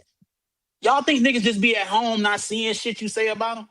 Y'all think, like I told y'all last week, you think Kendrick gonna be seeing the comments of what niggas say? Niggas know how I am, so he know how the fuck I talk. Niggas know how I talk. This is actually tamed for me. Niggas think this is taming me down. I'm being calm here. I am so loquacious and say what the fuck I want to say. I say uncomfortable shit all the time in front of whoever the fuck I'm in front of. That mentality where he say we all gonna die anyway, I'm the personification of that. And 100 years from now, ain't nobody gonna be talking about none of this shit. Or you ain't gonna know you or know nobody in here. So that's how I live my life. So I'm saying, dog, dude, be knowing that, like I was going to my beginning, he knows the answers to the test. He knows all the answers, but he chooses to ignore the answers and say what he says. He knows. He knows. What a great episode that's going to be when he come on here. Oh, that's going to be riveting podcasting that y'all have never seen. It's going to be the most honest conversation that anyone has ever had, ever in the history of podcasting, because that's how we talk. And anybody that comes on here that has controversy surrounding their name, it's gonna always be that. Period. Because that's how I talk to people. That's how I talk to my people. Big shout out to OCRTR. Stats speech got me charged up. We can do anything we set our mind to. Absolutely. You can. We got this next one from Mika Red. Shout out to Mika Red. Says, people don't want to work with Game because of the way he moves. He has toxic energy, doing shady things. If he dealt with his trauma and realized he's almost 50, grew up, maybe things would change. I just think that my man went out here riding for Drake at the craziest time and had to get and still had to punk Drake into sharing the song. That's insane to me. Well, I think he is taking positions against everybody he's from for this guy. You know, an argument could be made that he felt like, you know, he had a better chance of getting a Drake feature after the 100 Beats video than anybody else, right? And then when he puts out a song with Drake on it, Drake has to get punked into sharing it. You know, like, I don't know, man. That looks sad to me. I respect his pen. I respect him as an artist, and maybe, you know, him getting punked is a poor way to frame it. But that's the way it looks. That when Academics has to go outside and say, you know, if I'm Drake, I'd share this. I think Game has earned a Drake share. And if I got to hear Wack over here talking about, hey, man, if I don't see Drake get Aiden to share this song, you know, now that's a problem. Like, the fact that even had to happen is like, I don't know, man. It looks like a man without a man without a community behind him right now, and that's really, really unfortunate. I could be wrong, but that's I'm gonna say this though. But about the music, people have a problem with the antics. Well, once again, I think Charlamagne pointed this out. Once again, people are celebrating. They actually like the music. I mean, when I called you, you were like, yeah, it seems like people really like the music. So, and y'all say it's lame or whatever. Again, I understand that, but the people react to the lame shit. And if they didn't, then people, I think it would probably be a lot more cooler things happening. And going back to what you just said, as far as you feel like Drake had to be punked. I don't feel like Drake had to be punked. I feel like everybody is in their own atmosphere, right? All these artists are narcissists, right? In their own minds, because a lot of them, you know, some of them aren't like that, but most of them, a lot of them. So they only thinking about what they got going on. So I think he definitely had to be, hey, this is coming out. You know what I'm saying? But I don't think it was like a punking type of thing. I wouldn't call it. That's some Justin Hunt shit. You know what I'm saying? I mean, if I wouldn't call it a punking. I wouldn't say that. You know what I'm saying? Like, and I just want to address something. And I don't want this person to get kicked out the chat. Let the person live. But like, yo, when y'all say stuff about people, I'm a clown. Somebody just put and put a clown face up, right? I just want to understand something. What in the fuck did you get off calling me a clown? You don't know me. I ain't never talked about my life personally up here. I'm giving you some insight, whoever said that you don't typically get. I'm letting you into a world that you guys, a lot of y'all, that dude in particular, don't get to see. You know what I'm saying? Justin been in this business for a very long time. I let Justin into a world that he didn't get to see. And this nigga lets me into a world I don't get to see on his side of it. Like, that's what's happening here. You can say that you disagree with what's going on. You know what I'm saying? And I ain't trying to get I'm trying to get some attention. You know what I'm saying? Like, what attention am I trying to get? Don't y'all understand? If I just want to, I'm gonna say this again. If my MO was clicks and likes, I would light this motherfucker up. Justin fucking know. I would light this motherfucker up. Do you know how long I've been in this business, sitting in the rooms? Do you know that, nigga? Do you know I was sitting in the room when they wrote Confessions for Usher with B. Cox and Jermaine Dupri? The original story. You want me, like, do you know the rooms I just be sitting in the back, writing songs, listening to what niggas is saying? Do you know how many offices I done been in if I just want to say some shit? These motherfuckers are surprised that I'm even doing this. I can George Bush the button. That's not what I'm in here for. I just bought some crossword shit because I know that I'm gonna say some stuff sometimes that may go viral. So I got like a crossword puzzle, so I don't even have to look at the internet. But I think it's important that the audience get to look inside of this industry and see what the fuck is going on. But attention, absolutely not. If that was the case, then I would say all the shit I know. I would be talking about shit that I don't talk about. I don't talk about politics. I don't talk about people's sexuality. I don't talk about relationships. I don't talk about family. I don't get into none of that shit. I don't talk about none of that. Nothing. I strictly talk about music and what goes on in music. And I don't even get deep in that shit like I could get deep. So like, what we talking about? You think all the other bullshit don't be happening in while we're doing this music? You think I've not been privy to those conversations? I was a ghostwriter, y'all. You think that wouldn't be news? If I just talked, I was a ghostwriter. The ghost, yeah, the guy they call in to write songs, this is documented. Think that wouldn't be news if I just wanted to fucking go viral? Y'all you shut your ass up with that bullshit. I'm not letting y'all get that off. You know what I'm saying? We not doing it. We not letting y'all get that off. I ain't in here to do that. I'm giving y'all another side, another perspective of people that I actually had conversations with. You all are allowed to feel how y'all feel about Game or anybody else. You know what I'm saying? That's fine. I ain't tripping. But like, dog, I'm giving you another perspective. Don't get mad at me because I'm sharing something that you might not know about a person that you never met. You just judging off of what he doing. Same thing when my interactions with Kendrick and Dave and all these other guys. If somebody's talking shit about Dot, I'm getting up here to defend him immediately. It's getting shut down. Just like when academics said, I just said this earlier. Academics just said, hey, man, Kendrick don't do this in case. Man, do you know how much shit that man do for people in California and his family?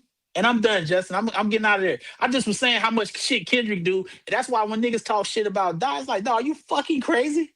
And then somebody accused me of shitting on a person that's in my fucking list. Because I said that he would want Baby Keem and other niggas to win Grammys, and y'all insinuate that I'm saying he shouldn't have his Grammys. I want the nigga to have 1,000 Grammys. I also want Nas to have 15 as well and not 2. I also want Baby Keem to have 10 or 15. That's all I'm saying. Grammys need more categories. That was the gist of it, guys. Leave me the fuck alone. Shit. This third verse podcast talk to on me? YouTube. You think these people would talk to me if I was shitting on them? This third verse podcast is on the YouTube. Do you know the shit they know amongst them? Justin, I can't hear you. I was playing the drop. Could you hear the drop? No, I didn't hear anything. I was playing the drop. It's going to sound great on the playback. Third Verse Podcast, every Tuesday morning, every Thursday morning, 8 a.m. right here. We also have a music show on Thursdays at 6 p.m. where we have a classic concert reaction series. This might be a good week to react to some music, though. We'll see with the projects that are dropping this week. Let's move on to this Dr. Dre story and then come back to some more Super Chats. You want to do that? Yeah, absolutely. All right. Got me sweating. Hold on. It's only going to get worse. Big shout out to the New York Times. They sat down with, actually, let me share the screen here. They sat down with Jimmy Iovine and Dr. Dre. Talked about some of their the history working together. But there's one particular part that stood out more than anything. And this part went viral late weekend, Sunday, I think it went viral. This is them talking about AI. So the New York Times says, you lived through the disruption that Napster caused to the music business. Do you see AI as a similar threat? Jimmy Iovine says, I'm very pro AI in music creation. I don't see the downside at all. There will be some crappy music. There's crappy music now. In the studio, when gifted people have AI, they're going to make better records.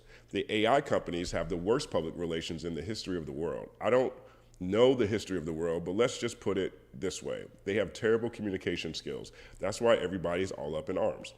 Dr. Dre enters the room. Iovine says, we're talking about AI. He's the guy to ask. Dr. Dre, I don't see it as a threat. I think the only people that see it as a threat are the people who have trouble creating. Iovine, that's all you have to know. Dr. Dre, okay, can I leave now? I mean, he's not kidding about leaving, by the way. Dr. Dre says, I had a discussion with a few people a few days ago. They were against AI. And I'm like, okay, you sound like the person that would have been against the drum machine when it came out, or synthesizers, right? It's a new tool for creativity. Some people are afraid of learning new things. I'm embracing it. I can't wait to see what's going to happen with this. New York Times. So you're using AI when producing? Dr. Dre, yes, I'm using it, again, as a tool to see what it would do with what I just did. I mean, so is Timbaland, another brilliant producer, by the way. There's a lot of closet AI producers out there. Dr. Dre, that's a good way to put it. They're using it, they just don't want to admit it. And so that has gone viral in a way that I'm not sure, to Jimmy Iovine's point, communicates, markets AI any better. And so there's been a lot of people who have been very critical of what's happening with AI. But I do want to say this, and we can start, a discussion around it. Today it was announced that UMG Warner Music have invested in an AI startup which will build new generative AI models. The investment follows deals to build new AI models using the company's respective collective of catalogs and intellectual property. This is an affirmation of our vision where generative AI empowers every producer, musician, and storyteller. Stability AI is building creative tools and doing it alongside the artists, studios, and rights holders whose work defines the field. And this was announced by Variety. Your thoughts? A very smart person that I'm cool with has said the most profound thing about AI. His name is Justin Hunt. It's like if we wanted to do something about AI, we should have stopped it before it got created. Now that it's here, it's nothing we're gonna be able to do about it. So for someone to not acknowledge that it's happening and to not learn as much as they can about it, that's not very smart, regardless of how we might feel about creatively of what it's gonna do. So I think, and I'm not gonna speak for DJ, but something he said to me, I think the two billionaires sitting around discussing it can get kind of uncomfortable to the people that are still relying on music to make their income. But they can only speak from the perspective at which they know, and that's just them as who they are. It's not, same thing with Timberland. So I think that's that's where I'm gonna say. I was surprised because Dre has discussed this with me privately. I was surprised that he was this candid about talking about it publicly. Very surprised. He probably was more comfortable because he was sitting with Jimmy. Because I bet you if, let's say we had Dre on third verse and he said this and it went viral, he would be mad at the third verse. He would be upset. But Jimmy was right there. It's okay, you know what I'm saying? It's different.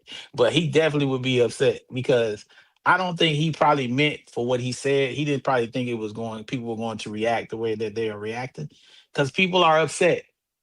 And that's my thing. You can't be upset with people being upset about what you said. People have every right to feel how they feel about what you're saying, just like you have every right to say what you're saying. So I think the financial aspects of these people's success plays a large role when you say, okay, well, hey, yeah, you can afford for a computer to come and take a lane from you, whereas I'm still trying to create to get into your position and I'm battling up against that. But going back to my original point, from what you told me, the only thing for us to have that we could have done about AI is to stop it from being created. Now that it's here, it's nothing we can do about it. Well, one of the things I also said was any issue we have with it, we have to take it up legislatively, right? And there's was it Sweden? I think it's Sweden, maybe Switzerland or Sweden. One of them, they passed a law saying that every citizen of their country owns the rights to their name, image, and likeness, right? So whatever AI is being used in those countries, they can't use citizens' name, image, and likeness as part of their models, right? I mean, that is a legislative solution to something that makes people very uncomfortable. Hey, here's this private corporate entity that is scraping the full history of human creativity and putting out a product and selling it back to us, right? Here's a company that is burning books, destroying books so that AI has the only buying books, destroying them so AI is the only one that has them, right? to stop these things, those are legislative solutions. If we're not thinking of legislative solutions and we don't have a time machine, then you have to learn how to live with it, right? And so the thing I think most interesting, what I find most interesting about this, that question in particular, it's a very smart question because the New York Times, they opened that question again with, I'll put it back on the screen, with this. And they said, you lived through the disruption that Napster caused to the music business. Do you see AI as a similar threat? Now, that was a huge thing. When Napster was there, it was Metallica, Jimmy Iovine, Dr. Dre, putting out videos telling people that Napster is theft and piracy. And they were suing 12-year-olds. Like, I don't know if people remember, the labels were suing kids for downloading music during the Napster era. New York Times put those two questions together because a lot of people view AI the same way. Here are companies that are not taking necessarily, instead of taking from corporations, they're actually taking from individuals. All these companies have been sued to various degrees. Timberland got caught out there taking music from an independent creator, putting it into Suno and making a new song. Like that is theft. It is the same theft, but in reverse to a lot of people, right? And so to hear Dre just say, oh no, it's just a tool, right? It's a tool that at this point has stolen creativity from the mass population, repackaged it, and is selling it back to us. Like, to me, a lot of people are gonna see the hypocrisy between those two positions. Now, you can argue that, well, this is an evolution of time. Back then, they understood that, but they didn't understand how technology was impacting the regular person, but now they thought it was impacting differently, and now they feel like it's fine. Or you can look at this this press release that just came out saying, hey, all these companies are investing in a new version of generative AI, and here's Jimmy Iovine saying these tech people have the worst marketing ever. He's going to get out front of it and try to market it better. But looking at this from both sides of it, through that lens of that question, it looks convenient at best that they didn't like it before, but they like it now, given what we know now that the music industry is heavily invested into generative AI. And I think that is part of the problem people have with the quote. I think a lot of people have a problem with people actually evolving and changing too. So we have a problem with change when it doesn't change in the direction that we think it should change in. You want somebody to consistently be a certain way their whole life. So maybe back then they saw it that way because it didn't, like you said, financially, it didn't suit them for them to be down with Napster. But today, in the positions that they are in and where they are, they have changed, so they're saying something different. Hey, I felt the way last week about something. Well, you know what? Today, I feel a little bit different. I feel a way about something. I talked to Justin about it. I'm like, damn, that's right, bro. That's fucked up. You know what I'm saying? I thought some shit, I might think something funny about something that somebody's doing. Then Justin will tell me, and then I'll think, and then he'll humanize it for me. I'm like, yeah, that shit is kind of fucked up. You know what I'm saying? I'm allowed to change. So, but if you called me last week and asked me a question about it, I said some bullshit. But this week, I'm like, nah, that ain't cool. Like, what? Now, dog, I'm a person. I'm a human being. That nigga Dre ain't no different. Hey, guys, he wears shoes. He wears pants and a shirt. He said some shit back then. He said some shit today. He said some different shit. Okay, fuck it. These people, hey, yo, he makes incredible beats. He's one of the greatest mixers of all times. He's a smart guy. But guess what? He goes to the bathroom. He eats food. He's a human being, which means he's a flawed person like us all. So he's going to say some shit that y'all don't like either. I'm going to say a bunch of shit y'all don't like. This is why niggas don't be talking. This is why most of the motherfuckers that we want to hear from don't say shit. Because when they say something, they get called to the fucking carpet like a motherfucker. So they don't want to say nothing. They don't want their truth out there because we gonna shit on their ass. Damn. I just seen some shit. Northwest, right? Said she want to work a regular job at Starbucks. Man, comments killing her. You disrespectful. How did you want to do that? You making a mockery, trying to work a regular job like us. I'm just saying this is some shit. I completely missed that. That's crazy. Oh, what I'm trying to tell you is the little girl want to work a regular job. You know what's funny about that though? She want a regular job, bro. I think about DJs when I think about this. I've talked about this before. You know how technology made it so easy for anybody to be a DJ. You can show up as a famous person, walk in any club, pull out your iPhone, your iPod at an important time, play your favorite playlist, and people are happy that a famous person is in there. Right? They want to be there just because the famous person's in there. The music is secondary. Can you imagine that with Starbucks? What if like Starbucks and companies like this just start hiring celebrities? Yo, go to the Starbucks where Northwest is your barista. Yo, you want to talk about complete disruption? That would be disruptive. Regular people getting paid extra money because of their celebrity.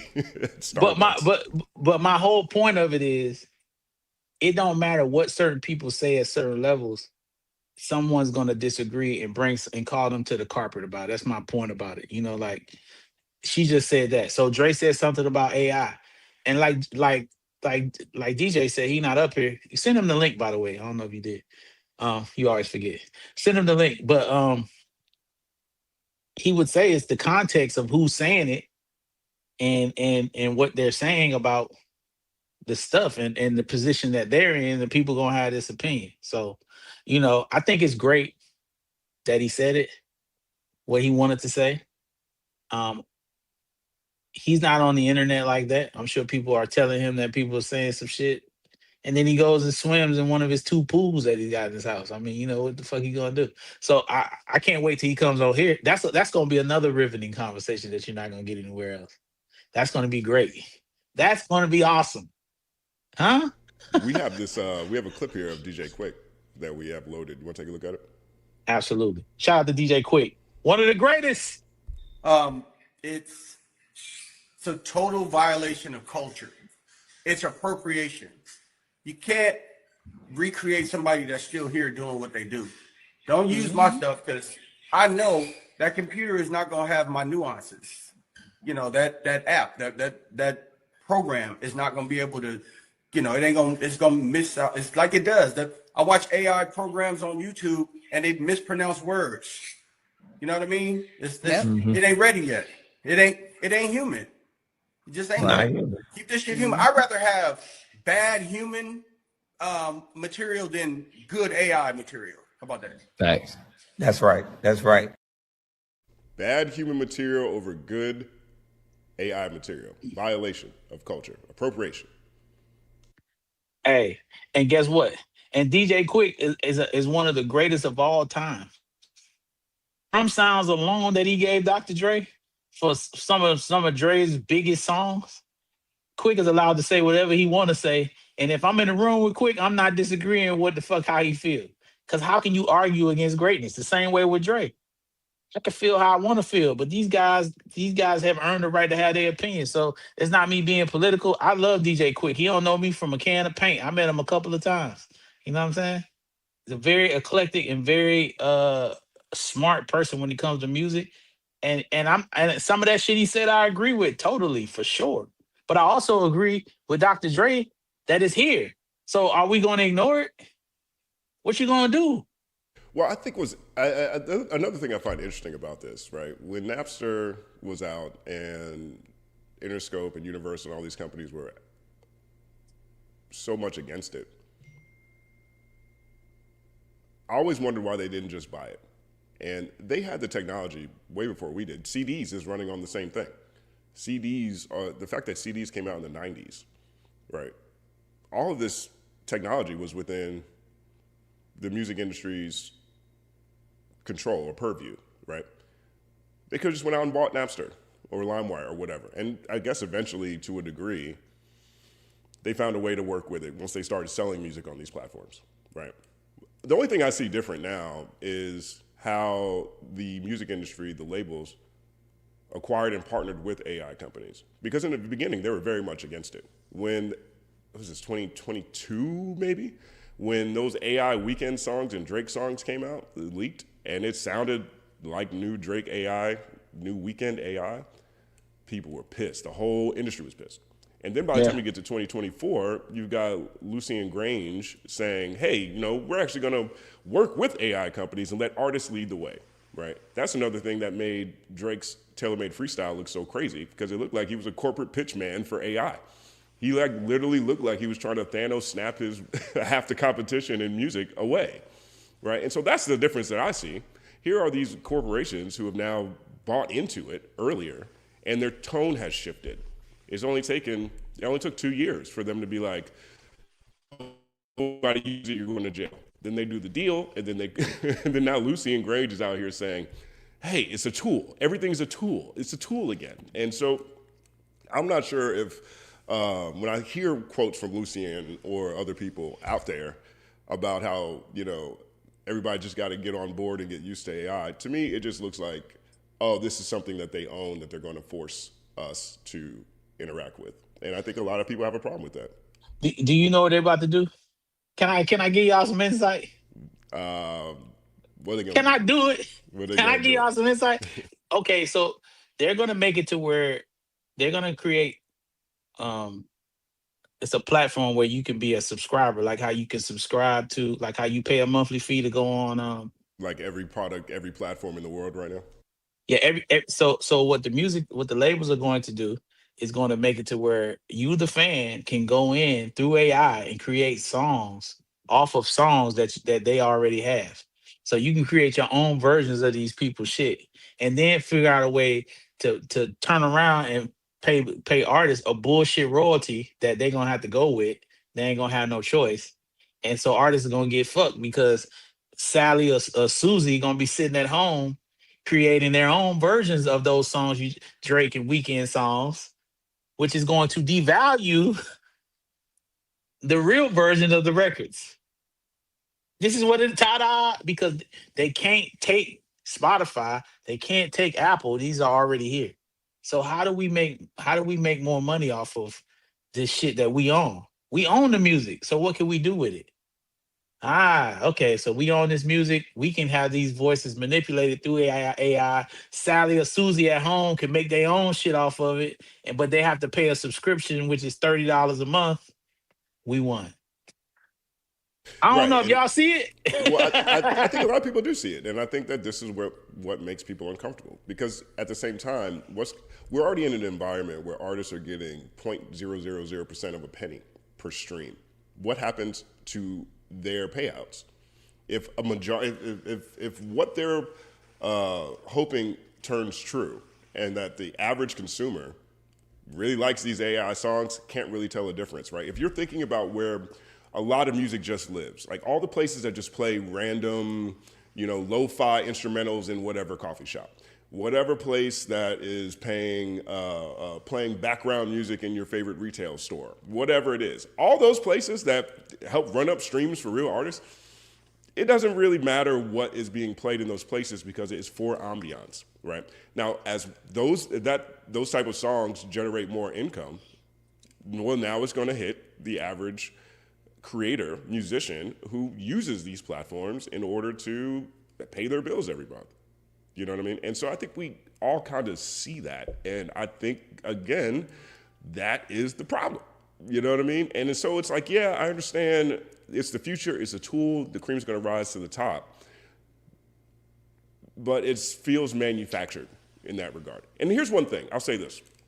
Now, one thing that makes me feel a little better about AI, right? Not better about AI, but when I look at what's happening now. I play chess. Chess is my hobby, right? And so in 1998, I think, maybe, the first IBM AI chess bot was created. And one of the greatest chess players, Garry Kasparov, I think his name, this Russian dude, it was a big story. He went and played against this IBM chatbot.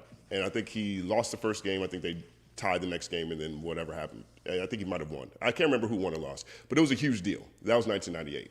Today, like the best chess player in the world is probably ranked like 3,600 or something like that, 3,300. We're talking, or 2,800, whatever it is. We're talking about Magnus Carlsen, right? He's got the highest rating. The highest chess rating is like 3,800. So Magnus is 3,000, 2,800. The highest chess bot is 3,800 or 4,000, right? There are people who will go watch chess bots play chess bots, right? There are people who will watch a human play against a chess bot, right? It's almost just like an intellectual thing just to see where the game is. But people still play real chess too.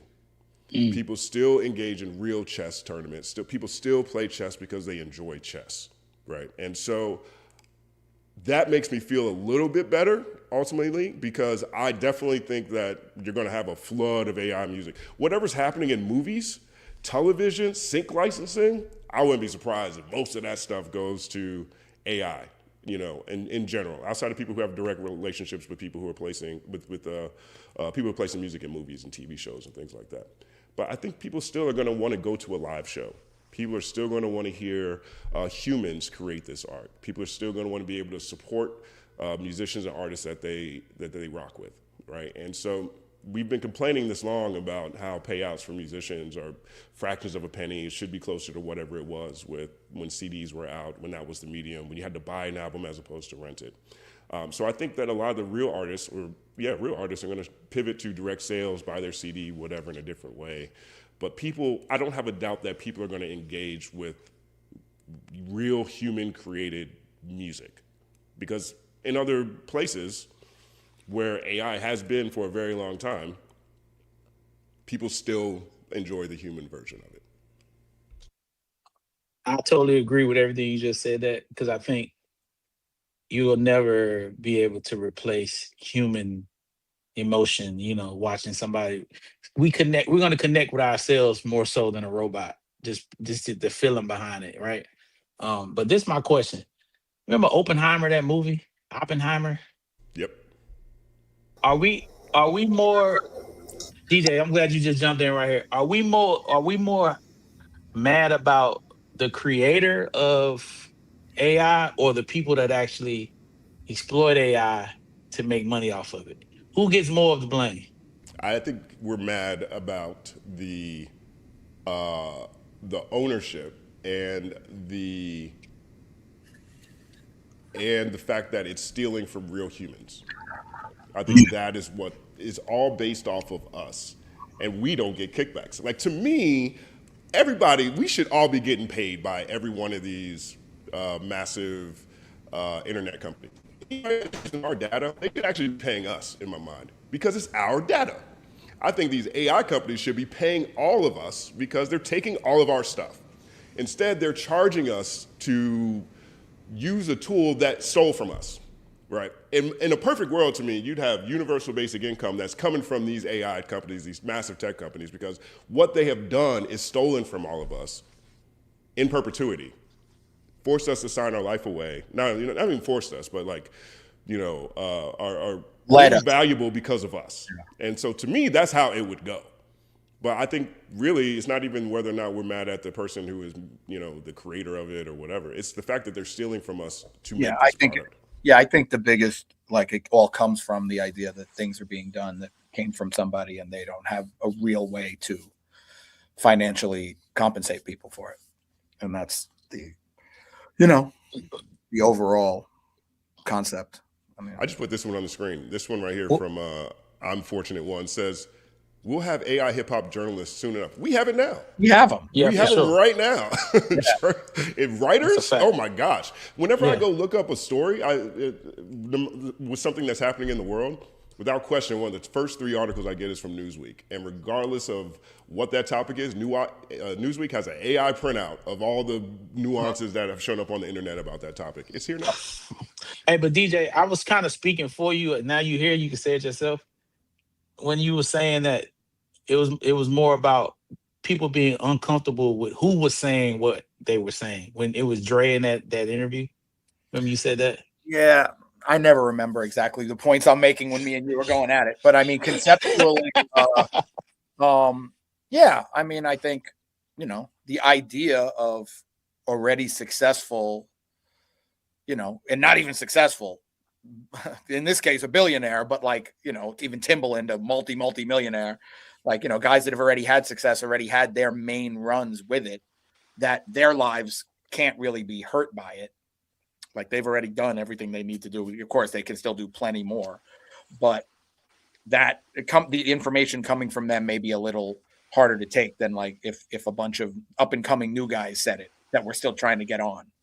It's just a different energy. If you're a new guy trying to get on and you're like, okay, all these guys that already made $1 billion are saying that this is fine that they're taking from us and they're doing this and they're doing this and it's a tool and and all things I believe in some way, like from my point of view, but I think that the messaging is a little different depending on who's saying it. What were your thoughts on Napster when it came out?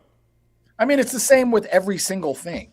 This happens over and over and over. This one is just a little stronger because of the stealing side, but every single new thing is the end of the world in the music industry. I can't imagine what, Jimmy's generation and Clive's generation think, but like every single one I've been a part of has been the end of the music industry. Napster was the end of the music industry. Streaming was the end of the music industry. The music industry's ended 30 times. And they definitely have to do, they always have to readjust and figure it out. I definitely think the music industry has taken a downturn quality-wise since it became a rent business as opposed to a sale business. I don't think there's a doubt. I think just the way they make up for it is all these goofy, not to disrespect the artists and everything, but these charts and stuff. Like every song goes platinum, every song goes diamond, every song does it. It's insane because nobody has to buy anything. So you could go platinum, you can go anything. Nobody spent $1. It's just, we left it on in the background and they just make up numbers and nobody has to spend $1. And you say, this one's diamond now, this one's platinum. Somebody just announced they have 212 new certifications on songs that they haven't. It's just literally crazy. So they say you're hating on the newer if you say that, but it's just fact. I mean, Noah NCB said something about it. He was talking about it the other day, but I've been saying it for a long time. He's just got better hair than me and he says it smarter probably, but just conceptually, like it's crazy. Like you look at I'm making up the numbers, but Eminem has 3 diamond songs and Joe Schmo has 24. It's like ridiculous because back then, first of all, we weren't really selling singles like that. We were selling albums, and you had to get a diamond, 10 million people have to walk in a store. Now they just make up a number and say that many people left it on in the background when they were. And that makes it it's just not, it's still amazing. It's still fantastic achievements, but it's not the same. It's not even close to the same thing. So it's hard to compare apples to apples. But the Napster thing, I mean, it was the end of the world. But there were a couple people like Fred Durst that jumped out the window and said it was going to work and streaming was going to work and different. I don't even remember. I think it was Fred, but because I remember Fred did the Napster tour. I remember going to that show. It was one of the best shows I'd ever seen in my life.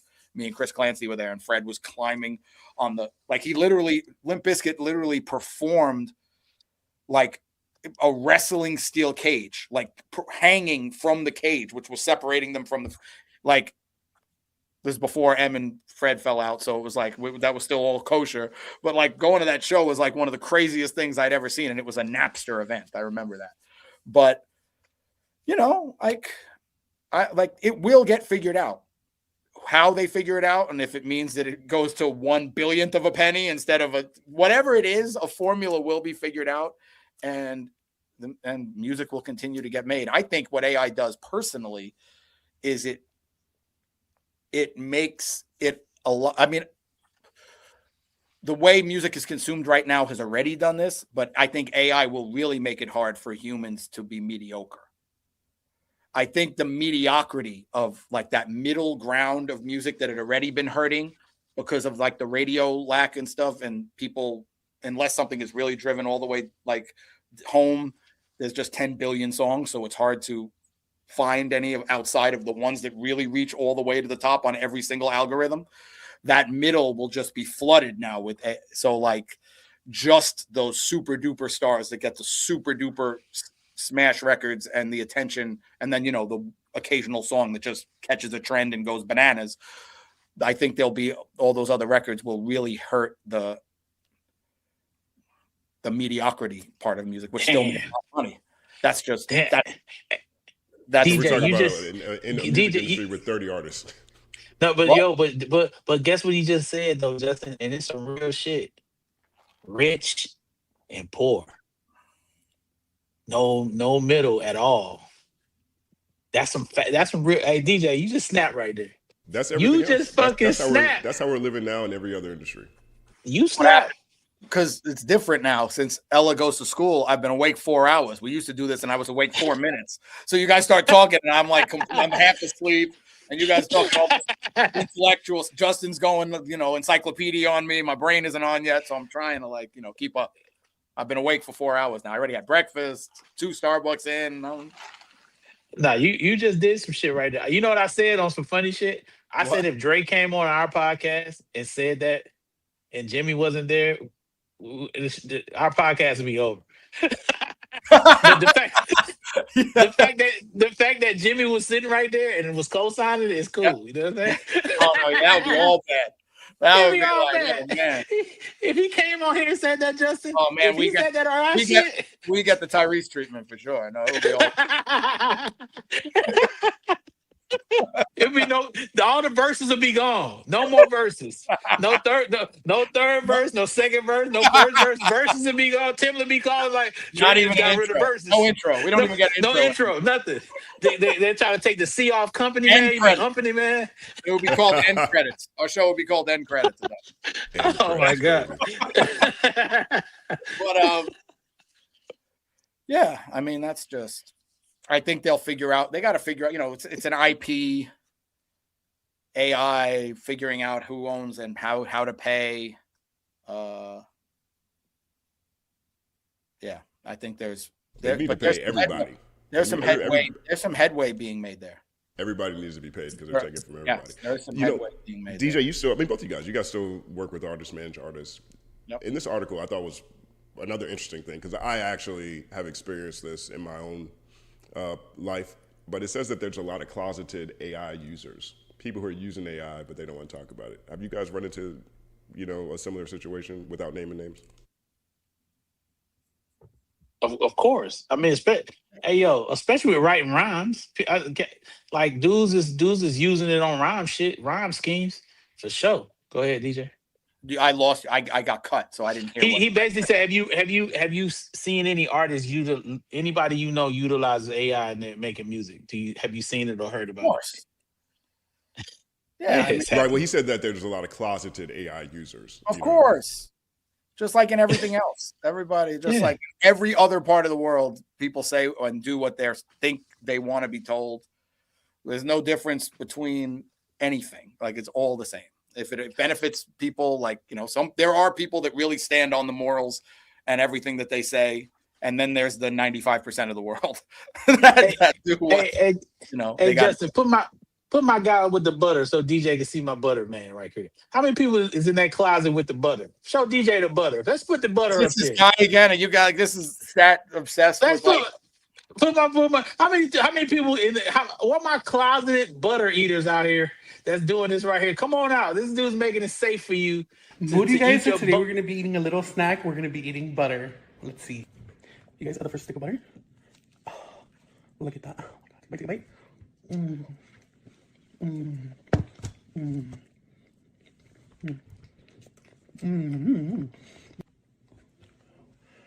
I can't finish this by myself.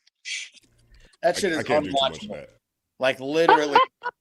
I got the art, I got a chest pain, right here, in my neck. I feel like, hey, listen, all my closeted butter eaters that are eating that butter in the closet, don't want nobody to know, that are ashamed. He has made a safe space for you to come out and eat your butter and clog your arteries in peace. Just like Timberland is making it safe for us to use our AI, he's doing the same thing and forging ahead on butter. You know what I'm saying? And that's what we're doing right there. This dude is a maniac. I want him on the third verse. Justin, find him. Bring him on. Pee, wee. Terrible. That is terrible right there. And the supporting people, basically burying themselves on and laughing on the internet is crazy to me. Butter seeping out of his pores. Yeah, that shit ain't it.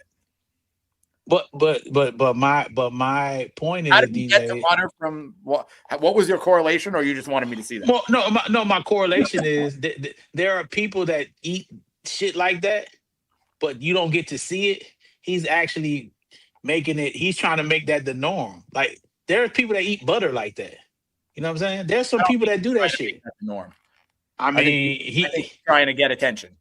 Well, the fact of the matter is, when you're talking about extremes, that's what I'm saying. So that I'm saying people do extreme things. Almost the opposite. It's the norm. Well, for creators and people that look at creators, it is an extreme to be having a robot help you in creating something that should be coming from your brain. I mean, we didn't have that. As a writer, I never had somebody like, you know what? I can't think of a rhyme scheme right here. Hey, Chat GPT, I need a rhyme to tell me about. I need a scheme. They didn't. I'm saying I just had to do it my fucking self. I think that's extreme. I think honestly, I'm with the AI shit. But as a creator, I think it's an extreme thing. I understand that. I understand what you're saying. It doesn't compare to the guy literally eating a ton of butter. But it's okay. We'll allow your stretch. It's not the same. Like you do that thing where you compare it's all the same shit. It's all the same shit, DJ. Okay. I'm not a generational rapper like you are, so I don't have. I'm not a generational rapper. See how you doing? See what you're doing? See what you're doing? That has nothing to do with nothing. I'm not a generational rapper. You're having a real conversation about AI and all these things, and then you put it on a huge guy eating butter for lunch. So instead of thing, I mean, I don't know what you want me to say. Like I'm awake today. If this is it, I'm going to be able to compete with you guys. I'm going to be myself, which is dangerous for everybody. But now that I'm awake, if I'm really myself, I was talking to Simba for a while this morning. I was like, it could be all bad between all the guys. Well, we're going to keep you. You're not going to get in trouble. That's the whole thing, DJ. There's only so much you can do on live. There's only so much protection you could do live to the world. We're gonna keep you out of trouble. I explained this to the audience. They be like, DJ don't come on all the time. I said, because DJ, whenever we talk, we have a podcast that can get us in a whole bunch of trouble. So when we start doing this show, he never thought it was going to be live. Me and him are horrible live because we're some of the most honest and direct people ever. Two things that don't work in the music industry at all. But exactly. Yeah, we're not very roundabout. So we say things that are people will be offended by it. Hence why people love the clips when they take up something, you know what I'm saying? Which they clip me saying that I don't want Kendrick to have Grammys. What kind of shit is that? DJ, they said that about me. Me? You're the guy who tries to compare AI billionaires doing AI to guys eating butter. Like you say things that can be taken the wrong way. Yeah, you're right. But I just simply was saying that I'm gonna say this again so people can hear me. I'm simply saying that Kendrick Lamar would want the people that he loves to enjoy the same success as him, as far as having Grammys. Yeah, no, I know. Nas, Snoop, one and something like what you said, right? Yeah, I'm not saying he shouldn't have his 1,000 Grammys. Right. Yeah. But Dr. Dre should have more than 2 Grammys or whatever the fuck he's got. Eminem should have more than 10. I'm like, what the fuck are we talking Dre about? Dre has a lifetime. Well, yeah, but they did that. Why did they do that? To catch up. And Snoop to catch up. Yeah. That's my point. That's what I'm trying to make. It's like it's changed over time, and now the guys don't have. I mean, what does 50 have? Only for Crack a Bottle? Is that still the only one he has? That's the only one Grammy he got. The worst song he's ever done. Like, I mean, like as far as like for those guys, like out of all of them, still in their regards, it only went 3 times platinum or whatever, so it was a failure or whatever the hell it did. But I mean, as far as like, not to diss that song, but as far as what 50 should have Grammys for, that doesn't fall in the top 10 anywhere. So, but it just is what it is. That's what it was back then, and now, now everybody's getting them.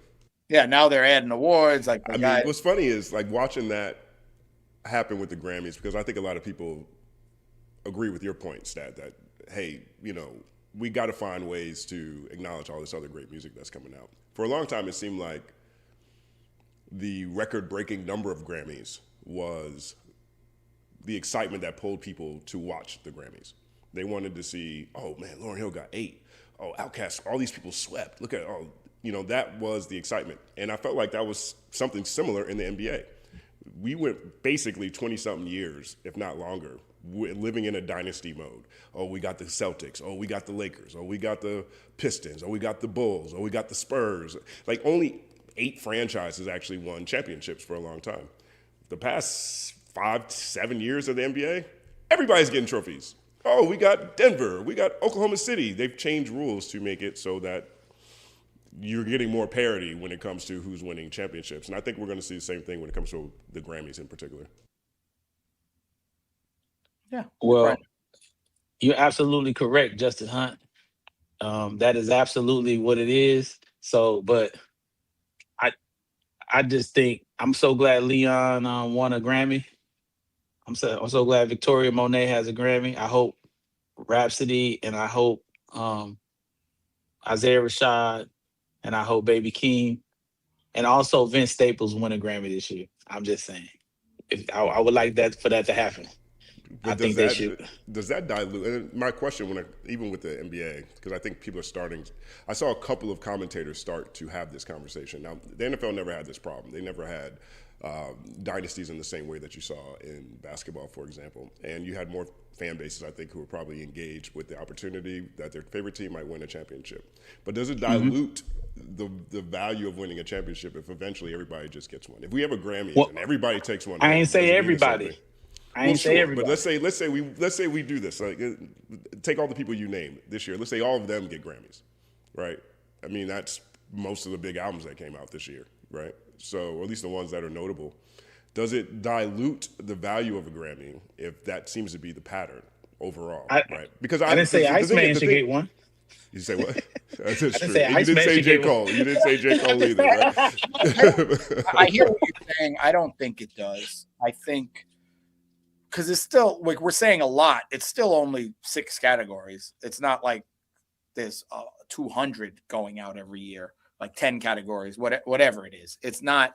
It's still the elite, at least by what we consider. Like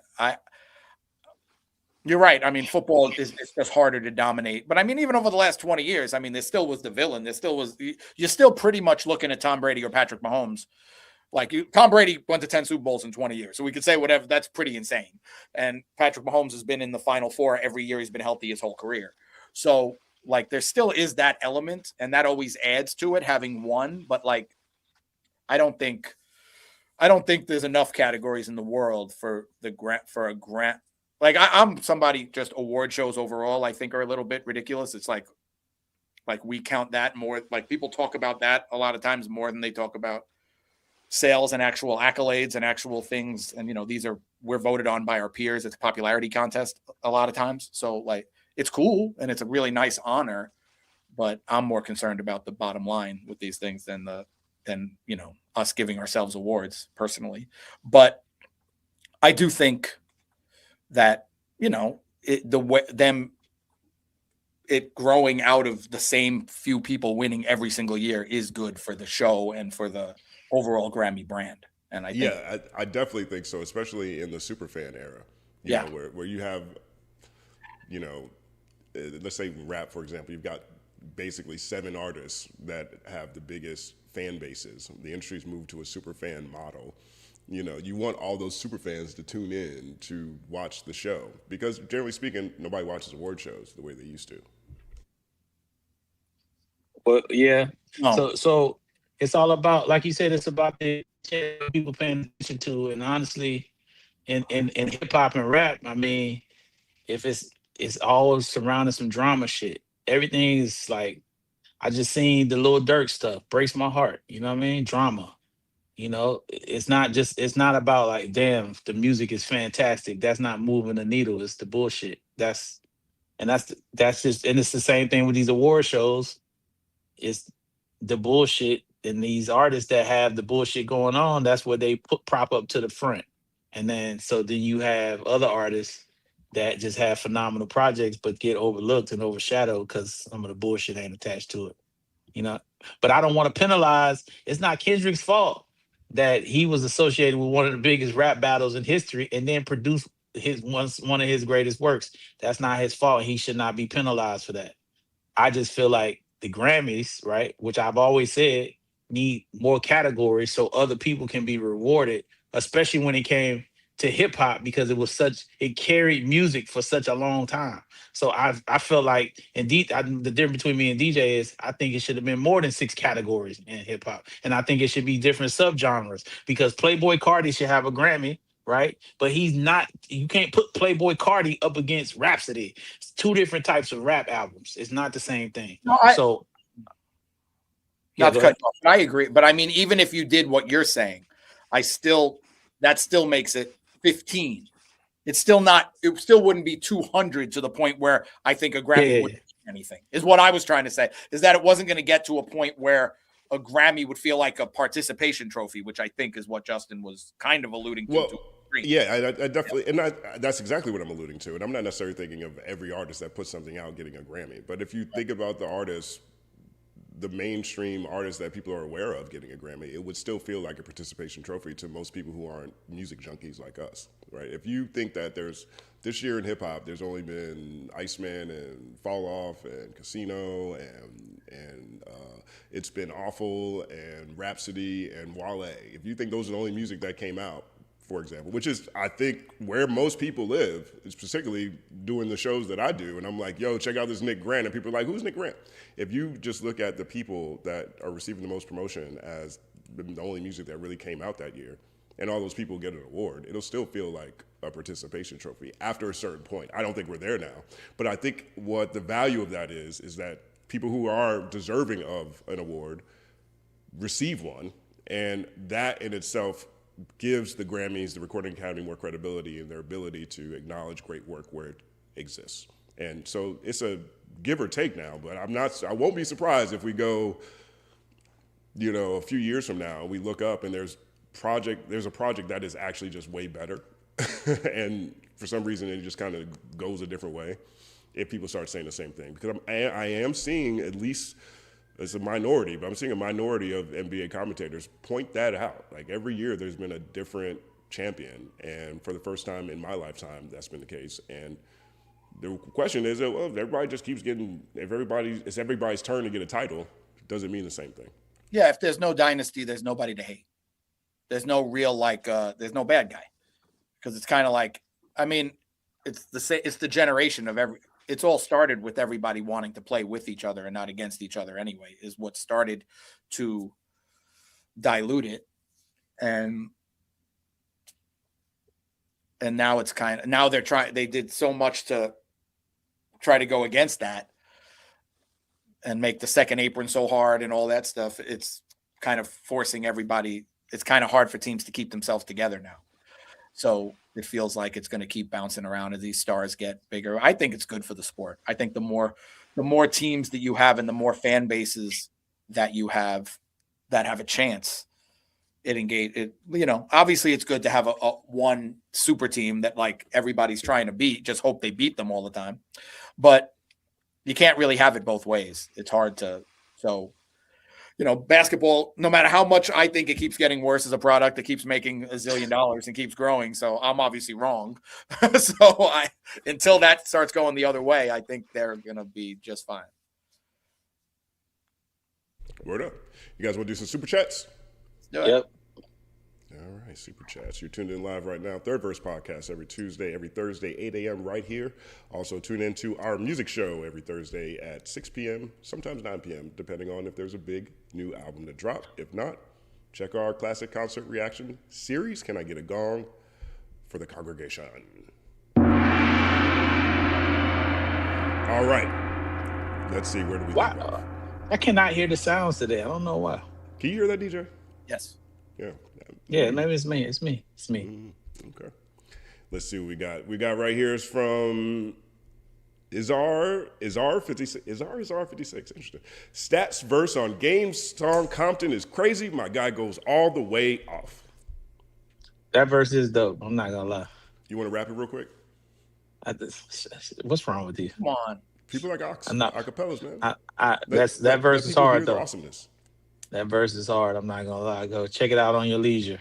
Not now. but on your leisure. I'm gonna put up a poll to say should Stat Quo rap his verse. Yeah, let's put it up. Definitely not. Let's just see what it says. This dude, Justin, every week got to have a poll. He loves the polls. Pause. The pause.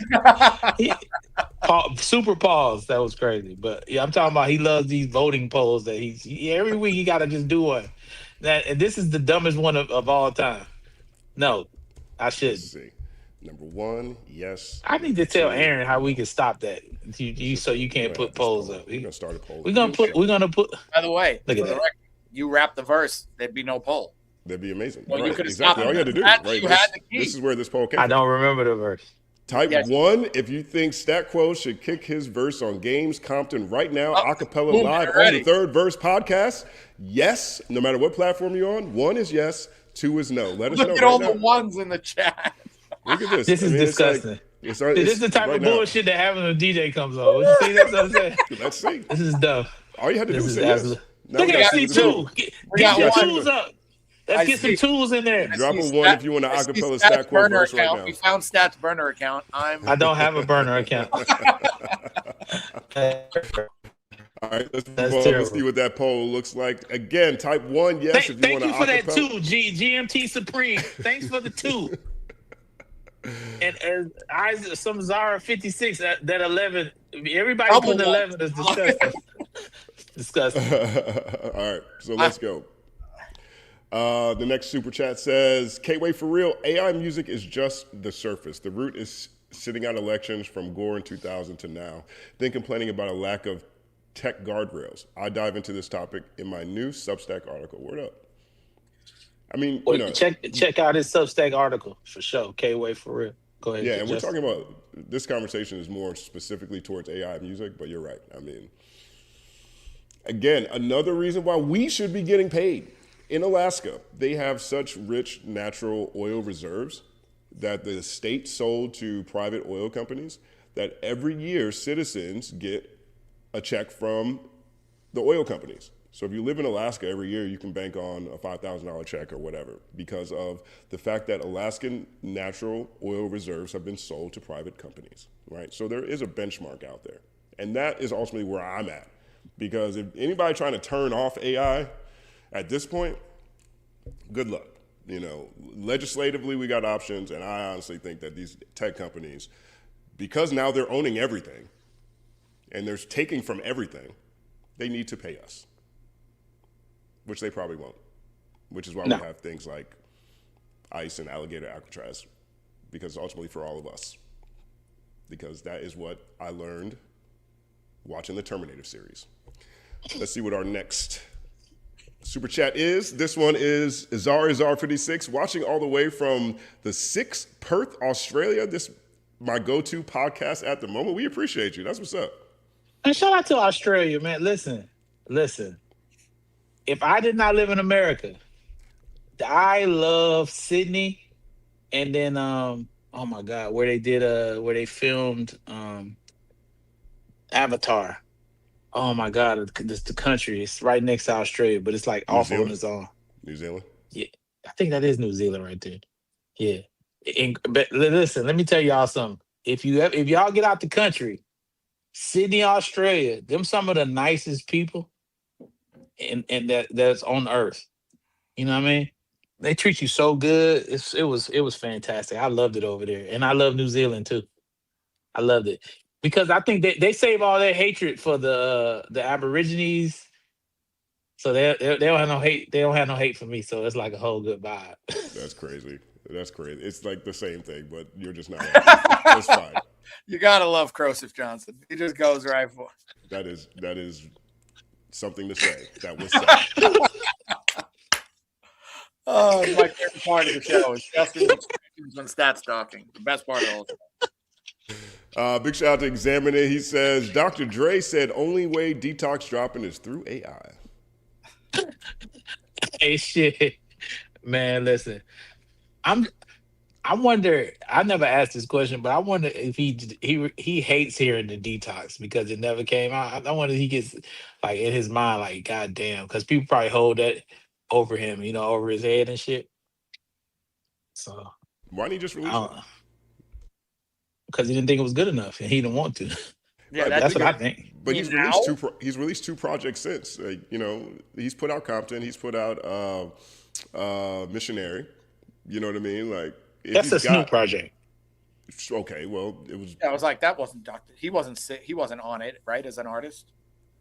He rapped on it like 1 or 2 times. No, I mean listed as an art, like his album. It was a Snoop Dogg album, right? Missionary. Right, but if I'm not mistaken, they marketed and promoted it as Dre and Snoop returning, right?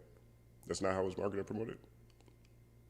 Well, them returning, working on producing on the album, yeah, for sure. Yeah. Well, exactly. You know what I mean? Like 2 projects Dre is on have come out since. I know he wants to get away from Detox, but why not just put it out? I mean, am I missing something? Is he worried about the sales, or if the music? Everything I hear of the music is phenomenal. I think he probably maybe the time has went for that, and he's on to something else. And that's something you can save and ask. I don't think I can answer the question for him when he comes on. And says something. But I think it's hard to go back to a moment like that. It was moment. It was a very long moment, but a time, and that doesn't mean it can't happen. It just is something we talked about, and he's done so many iterations and so many records since then. I mean, I guess anything's possible, but I would love a Dr. Dre Lost Tapes. I wouldn't hold my breath on. Nas gave us Lost Tapes. I would love a Dr. Dre Lost Tapes. Hey, yo, speaking of Nas, did you see what Hit Boy said he spoke to Nas in 3 years? I did not see that, actually. That's it. See you see how the music industry break people apart? They did all that music together. They ain't spoken 3 years. So some bullshit happened. I don't know what happened. He said it. He said it on an interview, y'all. So this ain't me being messy. He said he ain't spoke to Nas in 3 years. Now Hit Boy can't even get Nas on the phone. Is that what it is? Wow. He said it in that regard, like I've been trying and I can't talk. No, he just said he hasn't spoke to Nas in 3 years. They had a disagreement over something and they ain't spoken 3. He didn't say he was trying. I'm just saying, but they haven't spoken in 3 years. They dropped over 80 something songs and they don't speak anymore. Look how this shit tear you apart. I feel like they spoke enough. They did enough songs. They have nothing left to say. That's crazy. That's nuts. That's crazy. Shout out to Unc Ditto says, W stat rant off the bat. Let's go. Hey, yo, what's bad about that rant is I had a huge booger in my nose. So now if anyone clips it, this booger is just going to be the whole time I'm talking because it was just sitting in my right nostril. And I just felt it. I'm like, oh, it was huge, dog. That's why I was doing this. I forget that I'm doing this and people are actually looking at me as because I'm thinking I'm looking at myself. I'm putting my nose up. So crazy. I had to get my phone. I'm like, you are wonderful. That sounds like Eminem. That sounds like an Eminem interlude. Yes. That shit was crazy. Like from the Slim Shady, like early Eminem. Yeah. That's Slim Shady right there. Like Eminem and what was it? Ken Kniff. That's got a very Ken Kniff vibe. That shit is crazy. Shout out to K-Way for real. Narcissistic, having an excessive or exaggerated interest in oneself, extreme self-absorption, and a lack of empathy for others. If this is game related, I actually feel like Game has empathy for other people for some reason. Like even when I hear Game talk about what he's feeling or interaction with other people, it does feel to me that there is some empathy behind his words and the energy that he delivers. I'm not sure if this is game related or not, but in a weird way, I do find him to be an empathetic person. I think he's empathetic. He's been good to me. I mean, I think everybody has empathy and not having empathy in certain situations. I don't think one moniker sticks to someone all the time. So I think some of the worst people that have done some of the worst things have also done some nice things too. So it just depends on what day you catch them at. You know what I'm saying? Like, the serial killer kills at a certain time, but he's also helping the old lady across the street. He's still fucked up, but he's still doing something cool. So I don't think one person can be, you know what I mean? You understand what I'm saying? I know people that people hate Whack 100. I know this. I tell them this all the time. I said, dog, people hate you. Fuck them. People hate Whack. Me and Whack is dog. We had a podcast last night. We talked for like an hour. You know what I'm saying? He P's doing good, y'all. He's getting better with his heart attack. Wack been in the hospital down there with him. So shout out to P from QC. I didn't know Coach K had a heart attack too, DJ. Before. I didn't know that either. So but shout out to both of those guys. Shout out to Coach K. Icons, legend, QCP. Shout out, get well soon, my friend.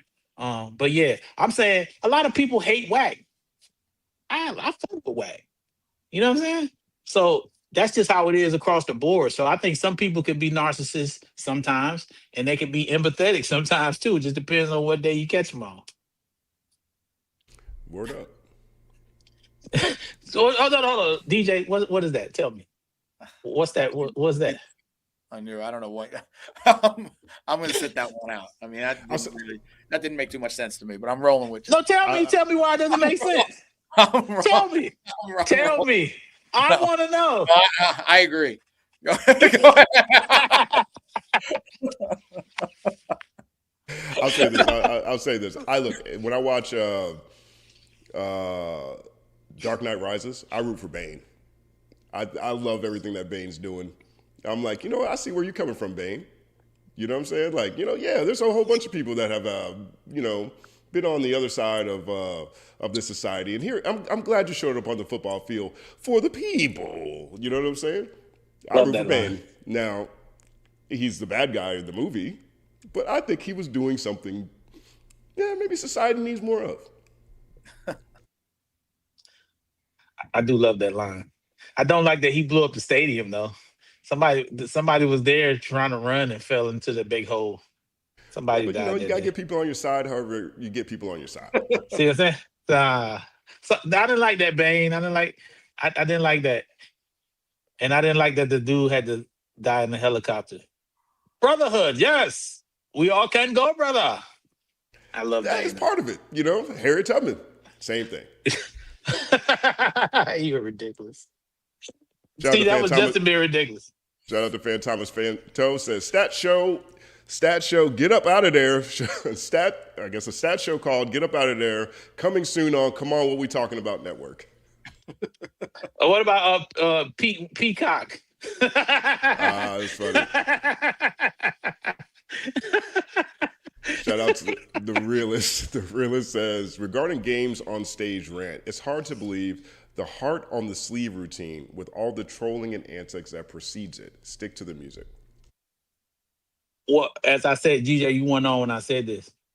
If it was just about the music, I don't think he would be the superstar that he has been over this whole period of time, because the antics have catapulted him in a different category. It comes along with it.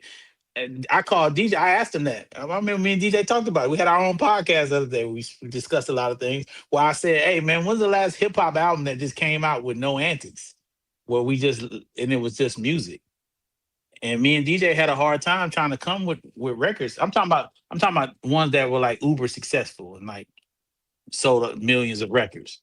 And we had a hard time coming with that. So you might not enjoy the antics, and we might have a problem with them. And we have our opinions, and that's fine. But we can't argue with the success of the shit, because it actually has helped him throughout his career.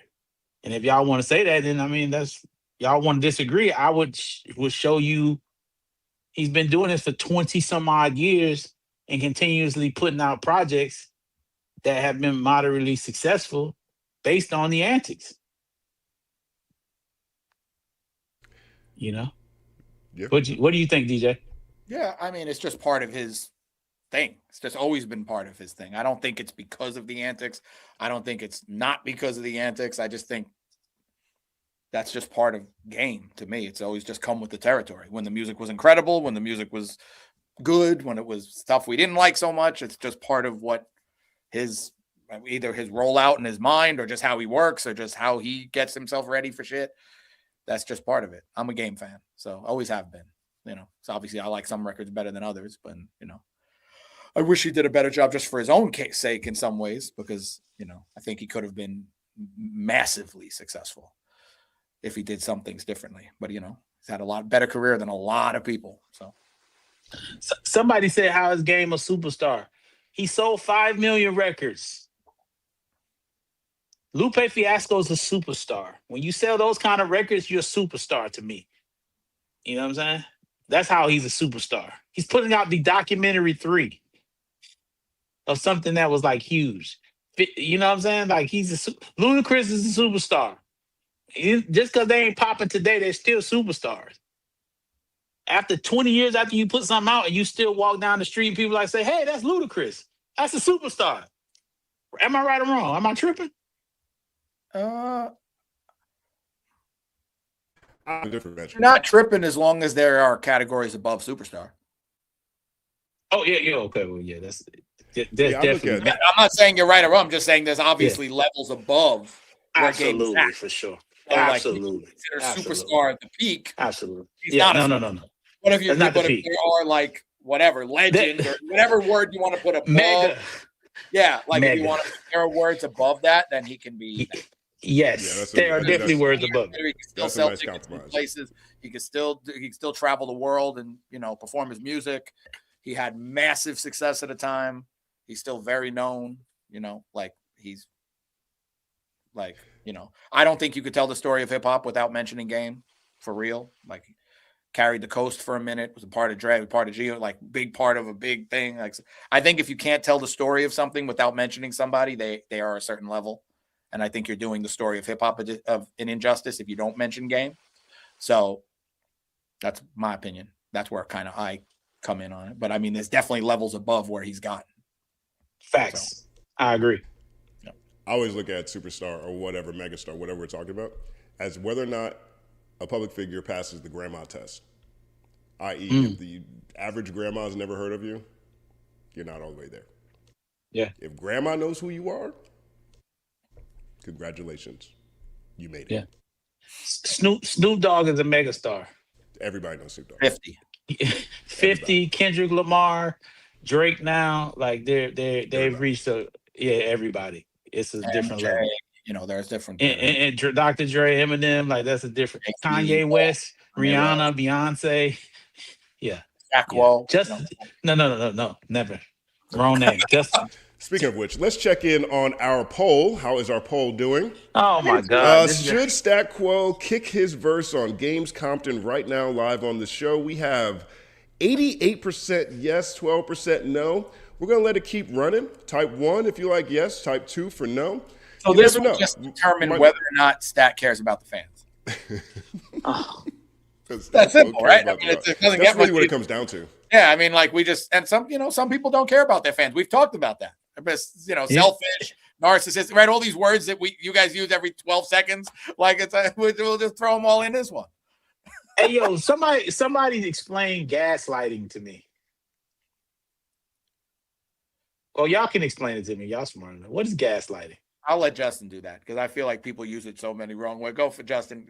What is that? I feel like it's the word right now. Yeah, gaslighting's been around for maybe a decade or so for me personally. It's when have people called me a gaslighter? Let me think about this. I've been called a gaslighter a handful of times.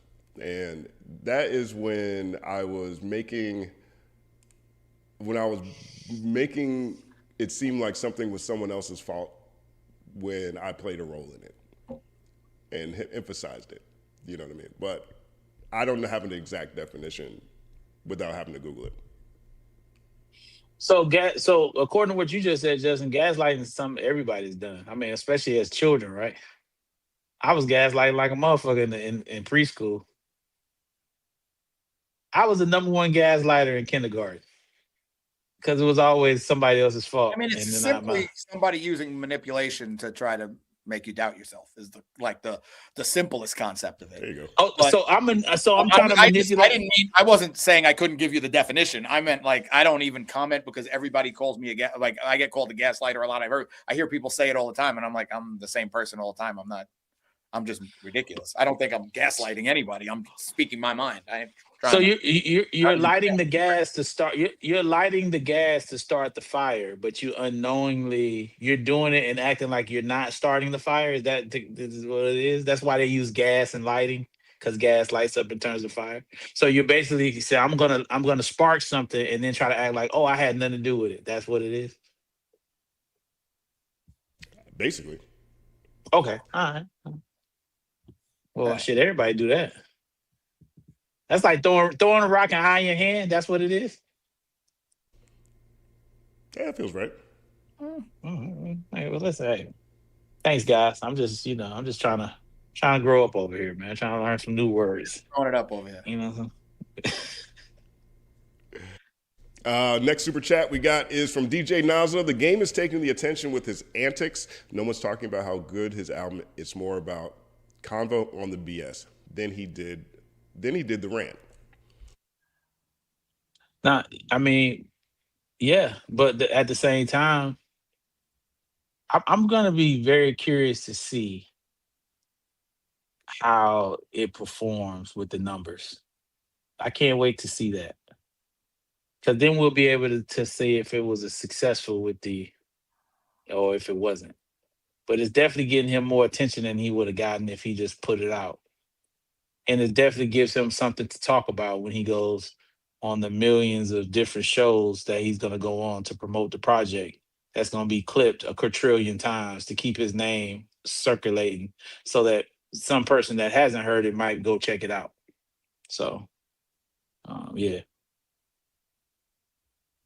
What would you consider successful? 25,000. He didn't think 20 and up is successful the way it is. Because the reason I say that is because it wasn't a setup. They just threw it out. It wasn't set up. They didn't set it up, DJ. They didn't have playlisting set up or anything. Oh, I'm very aware. Yeah, they just I know. We I didn't know. No. Exactly. I knew that it was a possibility of coming out because I had spoke to somebody close to the camp. But I was told that they were trying to get him to push it back, and I guess that's not what happened. He used to do Whack the same way. He'll tell Whack some shit coming out on Friday, and if you're not putting it out, I'm leaking it. So that's Chuck Taylor right there. That's some insight. You're not telling him when and when not to put out his shit. He's gonna put it out with or without you. Shout out to Brown Girl. It says review Rhapsody 2016 NPR Music Tiny Desk concert. That's actually, that was a great one from Rhapsody. But in general, I think Tiny Desks are actually pretty good things to react to at this point. Yeah. There's a lot of classic Tiny Desks. Plus, Isaiah Rashad's Tiny Desk, I think, drops today. I do want to check that out. Ah, man, good for him, man. We should do some Tiny Desks. That'll be something we should do. Yeah, I think that's great. Yeah. Shout out to JJS Cookin'. All due respect, games gimmicks worked until they didn't. This is the law of diminishing returns combined with the fact that his audience grew up. Well, this is the thing. We're gonna see if they worked, because if he does a crazy number, then he's not going to do a crazy number though. But what's a crazy number? He's not going to do a crazy number. That's not like if he did 30. Unless you have some 30. Oh, 30 counts crazy? If 30 counts crazy, then I guess anything is possible. DJ, but I don't think DJ. Yeah. Rick Ross did like 19 and it was set up properly. So if Game came out and did 30 on a surprise drop, that is crazy. That's crazy. I guess it's all relative. I mean, they're not wrong about the grow up thing. That's a big part of it. Music for most. I can only speak for myself. I like music still from the artist I like that comes out today. But most of the music that sticks with me, that like when you really drove it home and cared about it, is 20s, early 30s, kind of like when you're like listening to somebody 20 years, 25 years, they got to do something out of this world for it to get close to resonating in what you identify as that artist, like when you think about it. So put that all into the equation, plus just the way it's different than when he was putting out music for real. All his biggest supporters at every format, from the company side, he doesn't even have a company, I mean, it's him, to radio when radio mattered more, Like all of the champions that helped you be who you are have moved on. Most of them have, or doing, there's still Big Boy happens to still be around. Some people happen to still be around, but just so much moves on with you from the time when you were really came into the game, especially when you have these long careers. Just everything changes from the dynamic you had when you were at the top. That's why it's so hard to stay there for so long and so few people do it.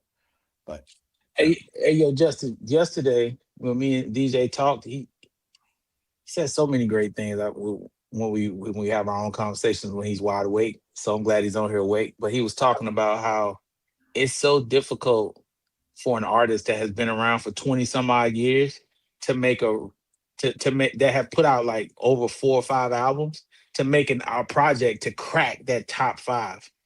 And I say, well, the Clips. And he was like, well, the Clips only have 1 or 2. They only have like 1 or 2 albums. So, I'm like, damn, you're right. Killer Mike don't have a lot of albums either. He has not solo projects. He has some shit with Run the Jewels. But that is so true. If you think about it, just think about an artist that put out an album in the last, that's been out for 20 some odd years, that cracked the top 5. Do you have somebody off the top of your head? Say that one more time. I'll make sure I understand. Not even as much. Oh, I mean, go ahead. The top 5. Okay, so like Game, this documentary album he put out, this documentary 3, it probably wouldn't crack my top 4 or 5 Game projects that he's put out over his whole career. And what DJ was saying is pretty much no artist that drops music, that has been dropping music this long, makes projects that has that many projects that cracks that top 4 or 5 because of the initial way we felt about it when it came out and how we consumed it. Okay, so I'm saying, does there somebody that does it for you? The nostalgia factor. I think Jay-Z for a lot of people with 444. That's the first example that comes to mind. I think Nas with this King's Disease run, I think he's another one. Let me look at my wall. Well, you're talking about, I took it a little differently. I was talking more, I said, and what did I say, Stat? A lot of people are going to say Jay-Z 444. You said Jay-Z. That's the first word you said. What I was like, when I was talking, Justin, more in a case of Stats leaning more album driven. What I was saying was when we were talking about stars and hits and things resonating and going all the way, no matter how good these projects are, just so many things have changed since they started. And like the energy around an artist, no matter how big you are, the energy is never the same 20 something years later as it was like that first excitement discovery. Like there are things that can happen that can make lightning in a bottle, but 99% of the time that's not. And when you go back and listen, even when you say this Nas stuff, maybe for me, like I've listened to Nas stuff, I'm a Nas fan. Like none of the songs from those projects would make, if I was listening to 30 minutes of my 30 minutes favorite Nas music, they wouldn't make it. Same thing with Jay-Z 444 wouldn't make it. Like, doesn't mean they weren't good. They made a lot of great music. It's just hard to crack into the records that you listened to when you were 20 and 30 and that you grew up to and that like you have memories to, as opposed to being, just for me, like I listen to music differently as a 48-year-old father of a 4-year-old than I did as a 25-year-old who was out in the car, like just for it to seep in, it's hard. So I mean, I'm a huge Eminem fan. Eminem had even a massive song with Juice WRLD. That doesn't, like, if you look at streaming, it's one of his top 3 songs because of when it came out. That wouldn't make the hour of Eminem music I played, maybe 2 hours. And that's the biggest song he's had in the last however many years. Doesn't mean it's not good. It just, for a fan that's been there for that long, it's hard for new music. I love T.I.'s album. Maybe one song would creep into that hour of T.I. Like it just is what it is. Like it's just still when I think about it, I go back to the stuff that that makes me think of him, not the new stuff. There's a scientific theory that connects to what you're saying, and one of the things that people experience is that when you are, I think it's like 11 to 14, your mind engages with art, particularly music, in a way that is outside of how it engages prior to and then the rest of your life, because your dopamine levels are most impacted by sound at those ages, right? And so when you are younger, let's say, in general, causes an explosion in dopamine in your mind that always sticks with you. So yeah, I think with any artist at any point in time, particularly artists who have long careers, they're always going to be up against nostalgia when it comes to their audience. So in that regard, I 100% agree with you, right? Because nothing is fresher than the first time you hear something you love forever, right? And so I don't think there's anything that's going to be able to mimic the feeling that I felt when Bone Thugs and Harmony dropped East 99, right? I just don't think that's even going to be possible, you know? And so, and I think that's probably the case with most artists. For me, it rarely happens, but sometimes it does. And Magic 1 from Nas, to me, it actually gives me a lot of those same feelings, but that is so rare. Like Magic 1, when I listen to that, it brings me to Lost Tapes, which brings me to Illmatic, which brings me to some of those early Nas records. And that's another reason why I champion that project so much, is because of what you're saying. That generally speaking, no matter how much I love new music from an artist that I've been rocking with for a while, it's always a celebration and the fact that they can still make greatness but even that greatness is outside of what made me love them in the first place. And so I think a lot of that has to do with like nostalgia being a hell of a drug to a degree. Yeah, I don't want to cut off and jump, but all I see is everything firing across the timeline that Dolly Parton passed, and she's literally one of my favorite artists, childhood wise, and you know, Dolly Parton's one of the greatest of all time. And damn, 9 to 5, like I remember listening to that with my grandmother, and like just all the records like I used to play, and like I'm a country music fan as well, and she's a super duper star. And it says that she passed. She was a great story I have of her was she was inducted into the Rock and Roll Hall of Fame the same time as Eminem, and we were there. We were all there for it, and we were like, "Man, we go on so late. We were getting in our old man bag. We didn't want to be there." And I was like, "Man, Dolly's going on after us. She's 78 years old, ready to rock at like 12:30 at night. I think we better shut up." But it was just she's now talk about superstar. You want to get into the word super, like megastar, whatever megastar, whatever that highest thing is. I mean, megastar. Rest in power, Dolly Parton. I mean, she wrote "I Will Always Love You." That was her record. Man. Let's give Dolly a gong from the congregation. Yeah. Firing everywhere. I'm getting texts. I'm like, what the hell just happened? I'm like, oh, that's messed up. Yeah, she's true legend. Incredible. Don't you have a theme park? Dolly World? Yep. Dollywood, Dolly World, whatever. Dollywood, that's what it was. Yeah. Dollywood. I've never been, but I've only met her once or twice, but she was incredibly nice, and I was a huge fan of her music. So her and Kenny Rogers, "Islands in the Stream" is one of my favorite songs. And like, you know, but anytime I hear that Kirk Franklin song where he said "GP, is you with me?" I always change it to "DP, is you with me?" And then I think about Dolly Parton. "DP, is you with me? Oh yeah, we at the church. We ain't going nowhere." That's how my mind is so crazy. That was my very first. You got to think the very first time, my very first session ever I went to when I came out to visit is I went out to my first summer here. They were working on Bulworth, the soundtrack, and the movie, and I walked in on the studio, and like it was Praz, and that record, Ghetto Superstar, was playing, and like they were playing the record, and they were saying, I was like, that's not that song. It was like the first time sampling like really like creeped into my brain, and I understood it. I was like, I started singing like "Islands in the Stream," that is what, and I was like, wait, Ghetto. So I was like, and it like kind of, I was like, oh, okay, now I get it. It was literally like the first time I really like comprehended like what that was. I was like 18 or 19 years old, and it was obviously a massive hit. But yeah, I think for me it was "I Will Always Love You" that you mentioned earlier. You know, I love that song. I thought it was Whitney Houston's song. Yeah. Legitimately thought it was Whitney Houston's song. And when I learned that it was actually Dolly Parton's, I was still young enough for the idea of a cover to be a new thing for me. You know, that was a cover as opposed to like a sample remake. But yes, that was a lot of people find that out. They're like, what?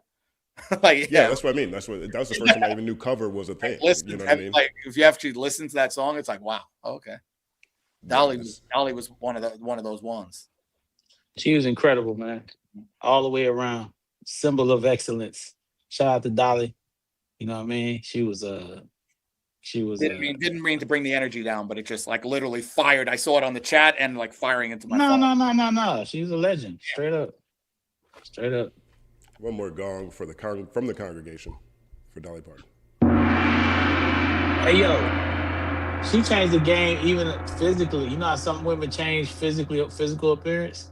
Oh, let me shut up. This is yeah. No, you know what? Stop. This is where we start. Super chat. Thanks. Get up out of here. See, Justin, I stopped myself. See, I did that. I stopped myself. Get up out I of realized here. that that's not for the world to be consumed. This Heard is it. the time, not the moment. Exactly. I heard it in my mind. I'm like, well, yeah. Super chat. Back to the super chats. Rest in power, Dolly Parton. Where are we at? We are right here. So let's see. Shout out to Dot's favorite center is hip hop. Is it worth hip hop's soul to trade in art for antics? I mean, you can make an argument. You can make an argument that one of the things that's propelled hip hop so far is this culture of battle. The battle culture itself being so embedded in the culture of it, but also the music. Whether you're talking about MC battles, whether you're talking about beat battles, that level of friction being ingrained in this case, the music product itself, to me adds a level of tension that isn't consistent in other genres of music. And since I believe that's the case, my next logical thought after that is there a bigger antic than a battle? And I can't think of hip hop without competition, without the battle. So I don't know if hip hop soul is traded for a battle.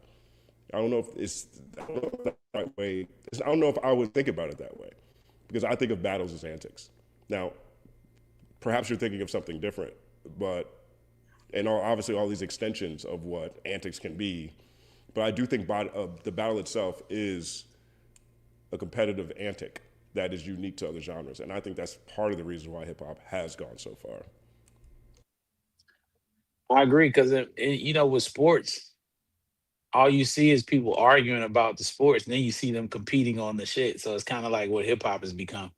They're competing on the microphones, and then you got us arguing with other people that have difference of opinions, and that's pushing it forward. So I just feel like the product, like in football, the product is actually getting better, and then in hip hop, the actual product that we're arguing about is diminishing. That's the difference between, I would say, sports. Now, DJ was saying basketball, the product, DJ would probably parallel basketball with hip hop, even though basketball continues to make more money, but the actual game itself is not advancing. You know what I'm saying? Kind of like what's going on with hip hop. I don't want to put words in your mouth, but what you think of that, DJ? Yeah, I mean, kind of. I'm not trying to go on my NBA rant. Obviously it's doing well as a brand. It's like, the Knicks won the championship. I think it masked a lot this year. That brought a lot of energy to something. So I think, but I assume I don't know when this super chat was sent. So I don't know if that, I don't consider bad. Like when I read it, not knowing anything, I didn't think battles file under what. It's not. This is a game. This is a game. Super chat. Yeah, so I'm not saying that this is this super chat's about battles. I'm saying when I hear the word antics, I also think of battles, right? Mm-hmm. All the other crazy stuff people do to market their product, whatever.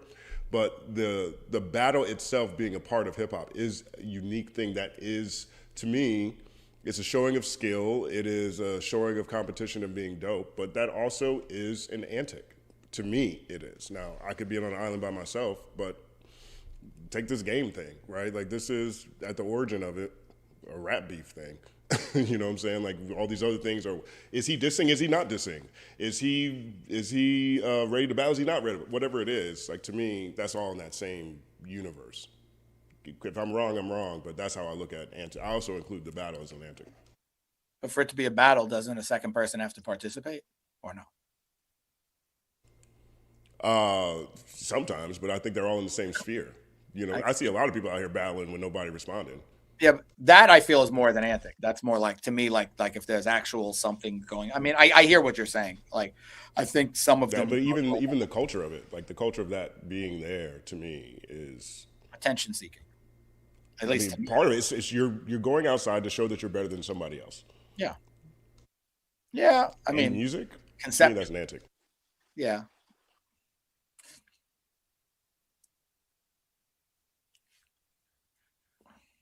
Shout out to OCRTR. We know Kendrick keeps his distance because Game did a song with Drake. Game wants him to say it publicly, give the Game the reason to battle for the West. Hey man, I seen some shit. I don't know what Kendrick is doing today or what he's thinking because I ain't talked to him. I haven't talked to him personally. I can only speculate like the rest of y'all, you know? And so he might have some other reasons that we're not talking about. But those are his reasons, so that's what it is. I think people are allowed to like not talk to who they don't want to talk to. I don't have a problem with that. You know what I'm saying? Before me and DJ was close, I couldn't get DJ on the phone. Now I'm probably, I can get him on the phone all the time. And he couldn't get me on the phone back then either. Because we wasn't close. So the fuck? It's like you know what I'm saying? Like shit. It happens.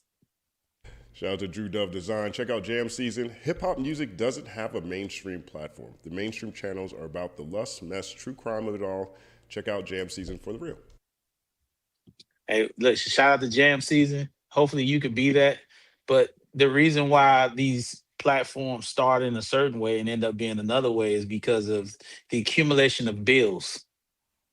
What we're going to do here on Third Verse is we're going to keep our staff low, keep our expenses down so we can continue. Well, if we keep ordering Marathon Burger every week, we definitely going to go broke as a company. That's a shout out to y'all. It's very expensive wings over there. Very delicious. Loved it. That burger was fire. Burger was fire. Onion rings, fries. Shout out to the whole staff, everybody that cooked it. But that is the Mastro's of cheeseburger. That's all I'm gonna say. That ain't fast food. That's to be eaten like you would eat at Houston's. So we as a company, we can't afford it every week. Maybe like once a month. You know? Seasonal. Long story short, we're gonna keep our expenses down so that we can actually not be subject to having to switch our opinions because we're trying to make a certain amount of money. And that's kind of like what happens. DJ's like, how did he go all the way around that to come back here? It happens all the time. It's like the butter. In case you're wondering what crowing is, you kind of like define it a little more every week, so we're getting there. We need like a bird sound or something, like so he knows that he's like flying off something. But yeah. Shout out to Brown Girl L says Rhapsody 3 a.m. live performance featuring Erykah Badu was fire in 2020. Oh, that's dope. That's dope. What was that? I gotta look that up.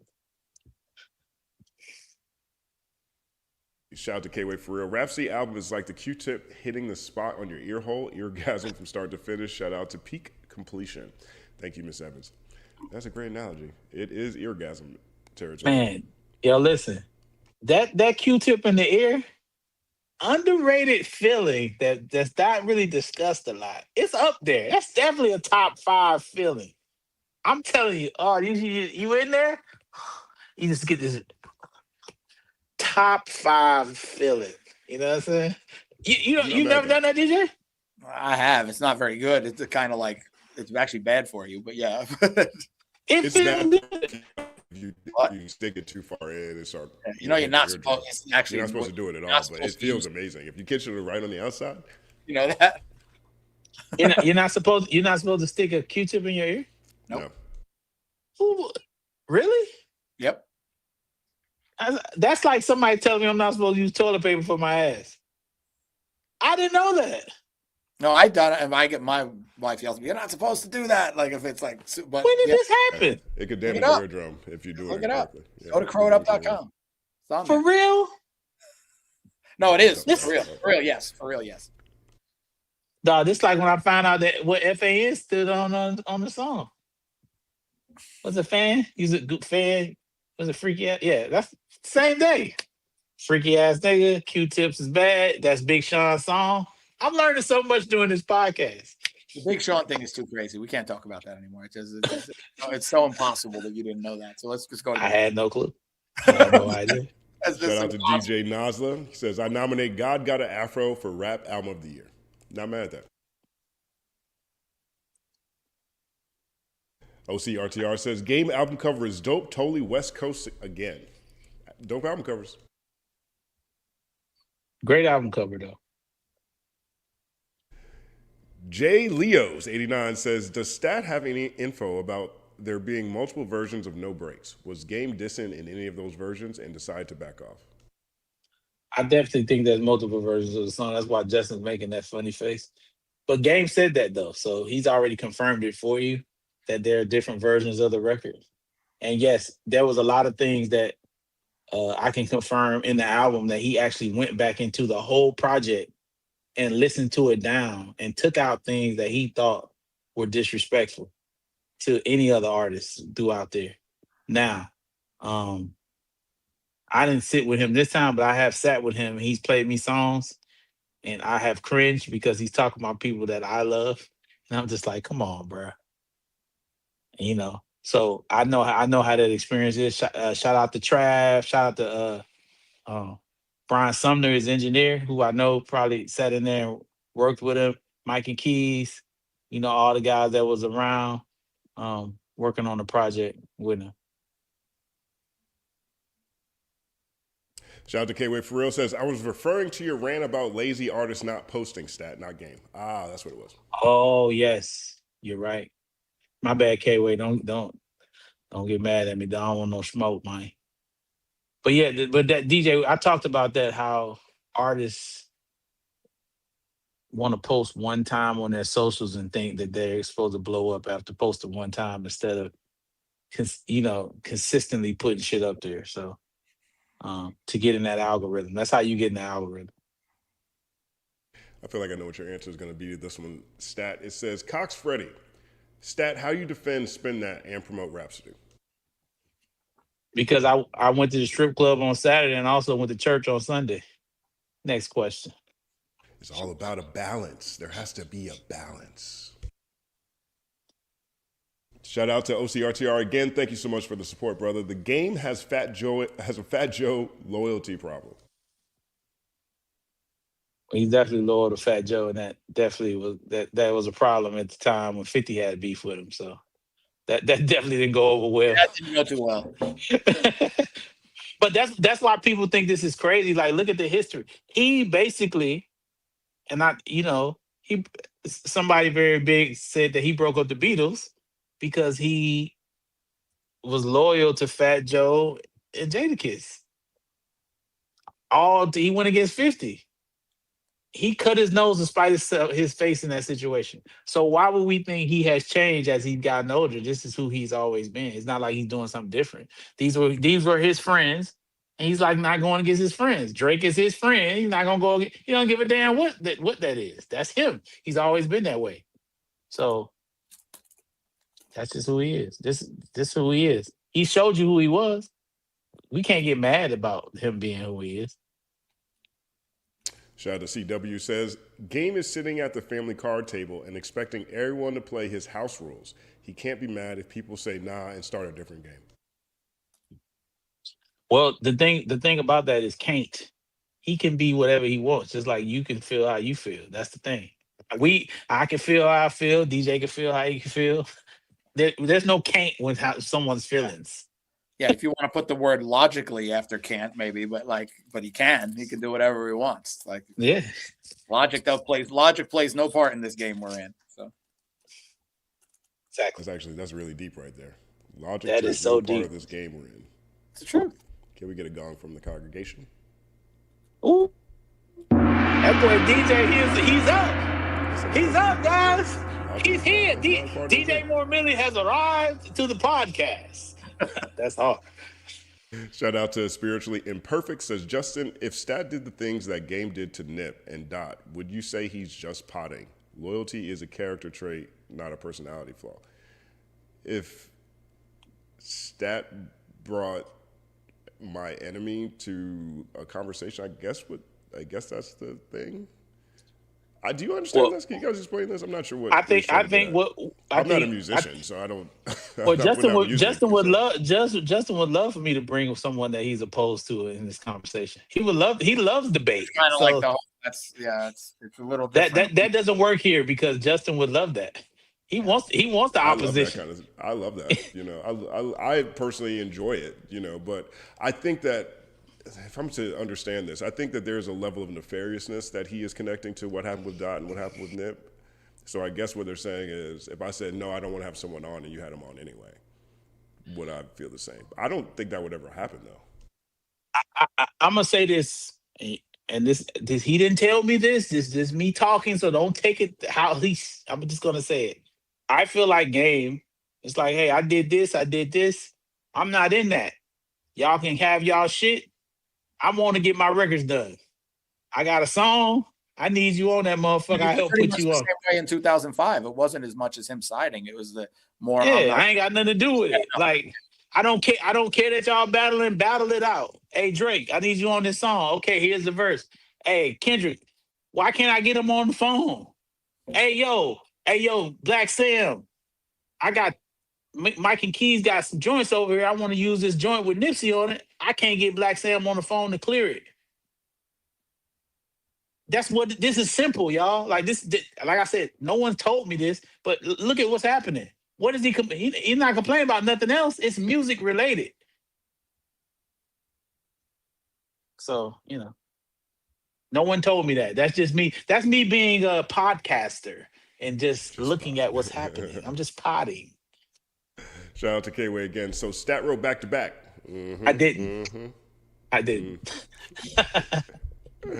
Shout out to Ms. Hummus. Justin, kudos to you for remaining calm when Stat goes off on rant. Stat, we still love you, fam. Calm your butt down. I'm sorry, Ms. Hummus. I got to do better. I got to do better. And bless you.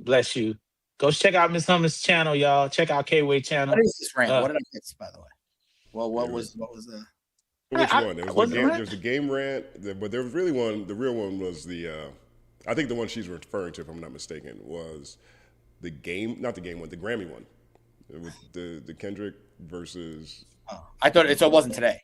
Yeah, it was today. He started the show this way. Oh, that's how you started it. Oh, okay. He has some things to get off his chest. It's been a critical weekend in Stats mentions. And I should have got something out my nose before I started doing it. I don't think anybody knows that but you, man. I think you just like really? You're just promoting it like it's an album or something. You've said it like 12 times. Stat Booger. Stat Boogie. Stat Booger. Ugh. Stat Booger. Ugh. Ugh. Oh, that's some Pusha T. Ugh. Yeah, right. Shout out to the Cruel Guy. Stat said he ain't going for the slander, 9-second applause. I think that's when that dude tried to call me a clown. I'm not going for that. You can disagree with me, but clown? I don't have a red nose. What do we talk about? Blue Slides 24 says, Justin and Stat, please watch the How Music Got Free documentary on Paramount. Jimmy, Eminem, Steve Stout, 50, etc. are all in it. History repeats itself. Have you seen that? Of course. No, I'm boycotting Paramount, period, until they cut a check. So there you go. Good strategy.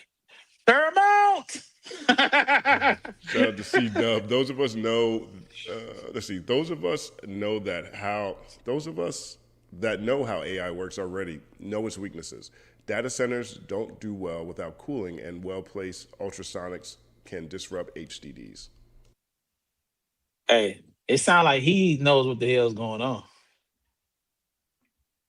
Dog, I'm old school with the AI. I'm having to do shit like, hey man, give me a workout plan for the fucking gym. Like, you know, I'm doing shit like that. Oh, I need a meal plan. You know what I'm saying? You know, give me some design ideas for this fucking room right here. I'm doing shit like that. I'm doing important stuff like making a full 50-piece merch capsules for the guy who delivers me, who brought me my car. Like my car guy, and he like was driving me crazy one day. So I just made a whole merch pack and sent it to him and told him I was making them and putting them in every Jiffy Lube in the country. because that Shout, pissed him off 'cause he thinks shout, he's above shout that. out to Kevin. Shout out to Kevin, dog. I introduced That's DJ what to AI Kevin. is for. That's what I use AI for.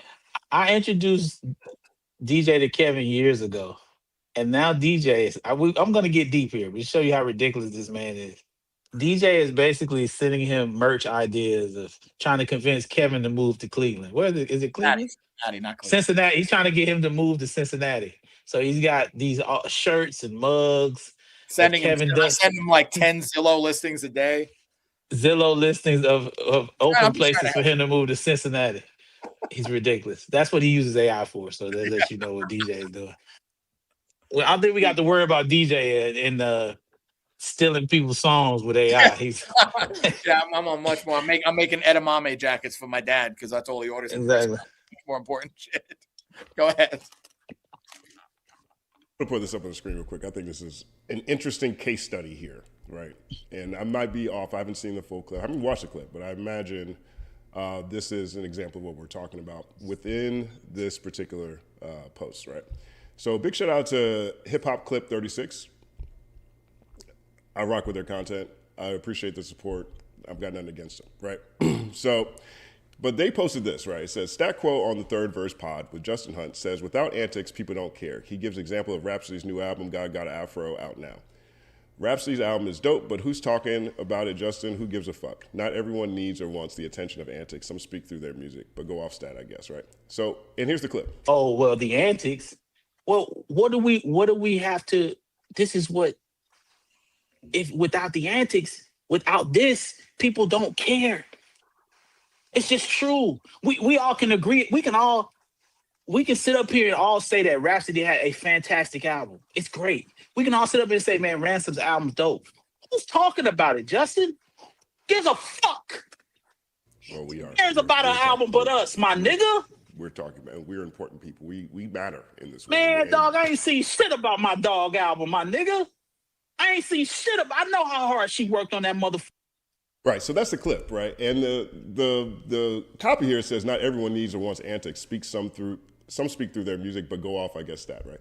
Now, the irony I think about this is there are 45 2-minute clips available on this actual show of us giving reasons why this album is dope. I know that I particularly point out the things I love about this album, but that wasn't clipped. Stat got clipped for saying people don't care about the music, they only care about the antics. And this actual post had the opportunity to pull a clip of us talking positively and specifics about the album, but it didn't do that. It went and pulled the point of contention saying people don't care. And I think that is actually Stat's point, right? You have an opportunity to pull a clip talking about why the album is great, specific songs, whatever, but that wasn't what you gravitated towards. Now, I can speculate as to the reason why, because Stat looks crazy saying people don't give a fuck in the clip on its own, but that is what Stat is actually talking about. You could have heard me talk about, like, you know, the various levels of black music that the album includes. That's amazing. You hear me talk about Abandon Me or Pick a Side or the songs that we love. That could have easily been the thing. This, to me, is actually a case study exactly what Stat is talking about.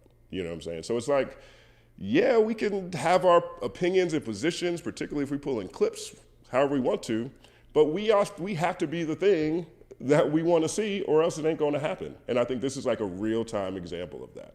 There's plenty of opportunities to talk about how great the album is, but that wasn't what was clipped. And the world we live in, Justin, it will never be what is clipped. Because that's why it goes all back to, I know DJ's gonna hate me saying it, it goes all back to my boy eating the butter, man. They don't want to see him eating a wheat roll and dieting. They want to see him eat butter and dip it in icing so he can kill himself and look crazy. No, I don't it disagree is. with that. That part I don't disagree. That's definitely why it gets so many views. That's not an argument. The absurdity of it and extremity of it. People like friction. There's a lot of ways to have friction. Friction doesn't have to be a battle. It doesn't have to be a beef. You can have positive friction. But friction is what starts the fire. Our choice of friction we want to amplify is our choice on what we want to amplify. And in this conversation, we did both. But what part got clipped? That's Stat's point. You know what was dope? I'm gonna use this in Sinners, the movie. That didn't have any conflict to it. Like it just came out, people fucked with it, and it just did very well. I like that. Music used to be like that. You know what I'm saying? Like a movie will come out still, and that doesn't necessarily have nothing surrounding it. It's just a great movie. What's the Christopher Nolan movie that just dropped? Uh, the big one, Odyssey. Odyssey just came out. You know, we talk about Batman up here a lot. These shits come out and they just go crazy just because it's great. I wish that happened with great music. You know what I'm saying? Well, I think what's interesting with both of those two examples you gave is I also think those are an exercise in audience. I think that Christopher Nolan and oh my God, why am I blanking on his name right now? But those two producers have Directors. directors have super fans, you know, and so people will go out to a movie, whatever it is, to see them. And I think there's still a lot of that exists. I also think both those movies had a level of friction just within them by nature. You know, Odyssey, one of the big things that spread that movie was the fact that I guess Helena Troy was black in the movie. You know, so there's a lot of people who had an issue with that. You know what I mean? The number of black people in the movie didn't work with a lot of people's view of what the Odyssey actually represents, right? Christopher Nolan, as far as I can tell, he always tries to find the most real world version of whatever stories he is sharing and creating on the screen. People don't like that real world version. You know what I'm saying? So even with these two great examples, I do think that there's a level of audience, like super fandom, that has helped propel those movies. And also I think that there was different types of friction. Like they didn't have to go out there and make beef, but those are examples of positive friction, just even in the storytelling, even in what is being put on screen. You know, there has to be, along with them being great pieces of art, you know, there is friction that, you know, gravitates people towards those products. Ryan Coogler. Yeah. Let's see what we got. Shout out to Blue Slides. Go Brewers. Mets will take L's like Stats Dodgers. I don't know how can Stats Dodgers be taking the L's when we're like the best team in the Well, I league. think he's saying the Brewers beat the Dodgers in that series. The Brewers play the Mets the next 3 days. I think it's a direct Brewer thing, and I do assume the Brewers will beat the hell out of the Mets, even though it would be aggravating for the Mets to, you know, they've been playing pretty good the last few weeks for no reason, but you know, we'll see. I will have you know that I argued with DJ all last year of how good the Brewers were. And we got in there and we beat y'all every fucking game. And every time I bring the Brewers up, DJ is like, oh, so they swept them? They didn't even win a game. They can't win a game. This is DJ argument every time. I'm always talking about how good the Brewers are. I was talking about old boy who's the pitcher last year. I was telling DJ this dude's gonna be a monster, and he's he awesome. is. The Brewers have an incredible regular season baseball team. They're very good. Just we'll see when it matters if they run into the Dodgers again, if they could score this time. They scored 4 runs in 4 games last year. I mean, that's not going to get it done. Like, it just is what it is. They're a very, very, very good team, very well-run organization. They're the opposite of my team, basically. But you know, we'll see when it matters if they can get it done. Did they beat a team 22-0 last week? They did. Brewers? They scored a lot of runs. Was that the Brewers or the Marlins? Somebody else did that. I think it was the Brewers. I think it was against the Mariners, right? I think they killed them. Oh yeah. Because then the Mariners got killed the other day by the Cubs, and it was the same pitcher. Oh my God. The first pitcher in the history of baseball to lose consecutive starts by at least 17 runs. That's like the stupidest thing I've ever heard. Jesus. So yeah, it was and then the Cubs killed him. But yeah. Hey Justin, I think we should do chart report Thursday. Yeah, me too. So we're not, because we already. The Brewers did beat.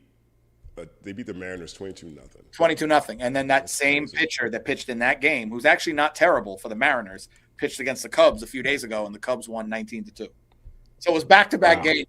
That's insane. just insane. That's crazy.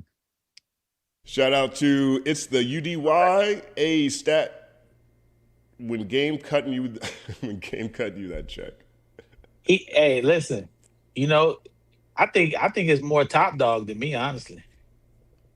Because Top actually is y'all. I've been saying that y'all ain't give a fuck when I said it. It was when Top called in to confirm some of the things that I basically had already said is when it kind of like took off. So, and I think Top is the reason why this took off like that. You know, I mean, we had people in our chat questioning even if I knew these people. They don't even know me. That was the Right. whole thing. It was you don't know them, they don't know you. You don't know who these people are. Then somebody said, "Oh, you beefing? You can't get Dave on the phone." Took the story, said it all the way wrong. I just talked to Dave for 2 hours. But I can't get him on the phone. And he was trying to call me, and he couldn't get me on the phone, but I couldn't get him on the phone. It's crazy, boy. I tell you what, I'm learning this thing, this media thing, like, and I'm gonna say this again. I am not a journalist. I'm not fair and impartial. I'm compromised with my peoples. Now, in private, will we have conversations? Yes. And in certain situations, we'll get to bring them here to you on the third verse. But man, I'm not getting up here bashing nobody that helped me. Game helped me. So y'all can say what the fuck y'all want to say. He helped me. I'm rocking with him. Kendrick Lamar, Top Dog, Manny Smith, DJ, Justin, Dr. Dre, Jimmy Iovine, they helped me. I'm fucking Paul Rosenberg, Eminem, they helped me. I was helped by them. So there's a level of which I'm going to talk about it. I'm not going to go in like I would talk about a stranger. I'm just not. All the rest of these niggas be pretending like everybody get the same talk. No, they don't, dog. Everybody got people they fuck with. Everybody got family and friends that they fuck with that they impartial to. I'm sorry. I ain't signed no ethic. I ain't Justin. I ain't no real. I'm just a nigga talking shit. I've worked in the industry, so fuck y'all talking. Leave me alone. Shout out to Izar 56. That's crazy stat. I am Aborigine. Ooh, haha. No, I'm not dissing. I'm just saying when I was over there, it was some of the things that some of the people were saying about the Aborigines I wasn't comfortable with because it kind of reminded me of some shit. You know what I mean?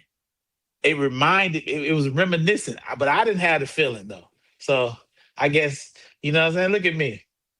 It ain't me. It's terrible. How terrible is that? That's one of the things that struck me when I moved. The first time I left the country is that as a Black American, when I left the country, it was odd the way white people interacted with me, but yet and still seemed to carry prejudices for whatever local Black people they had.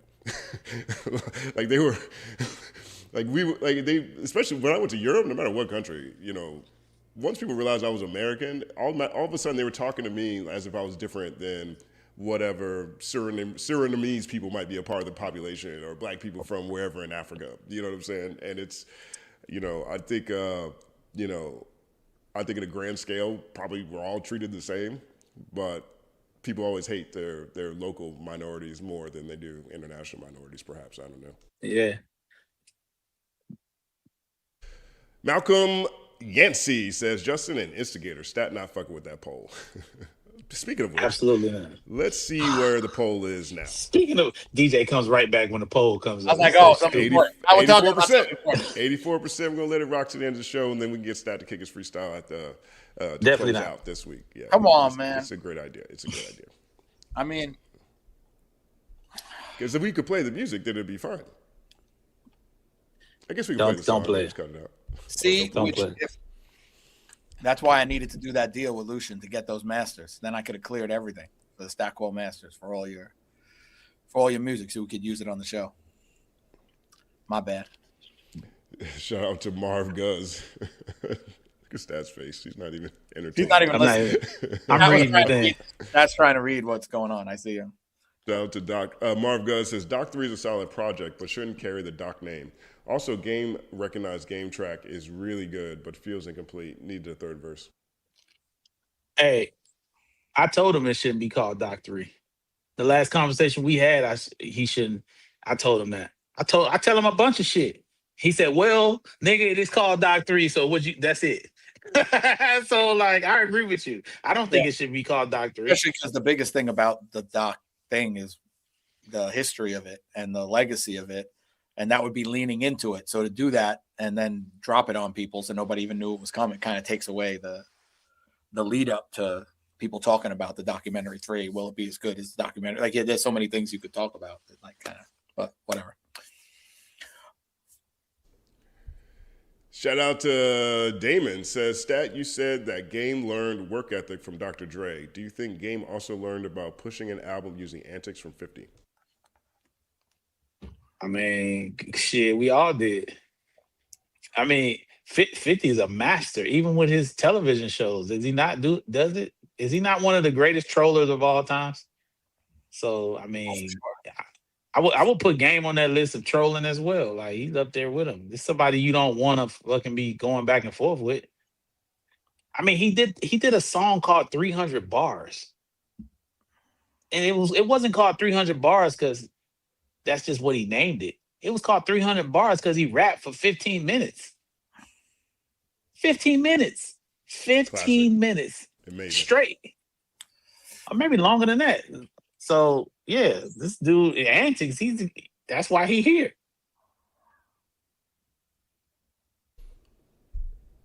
I would argue that Games and 50 Cent, I don't know if 50 won that against Game. I mean, depends on what you think, how you describe win. But in my opinion, Game is the first person not to lose to 50, which to me is a win. You know what I mean? That's a fact. Like 50's career didn't stop by any means, but like no, not at all. Game proved that this dude is not bulletproof the way, you know, it looked in comparison to everybody else at that time. Yeah. That was major. And he took it to New York.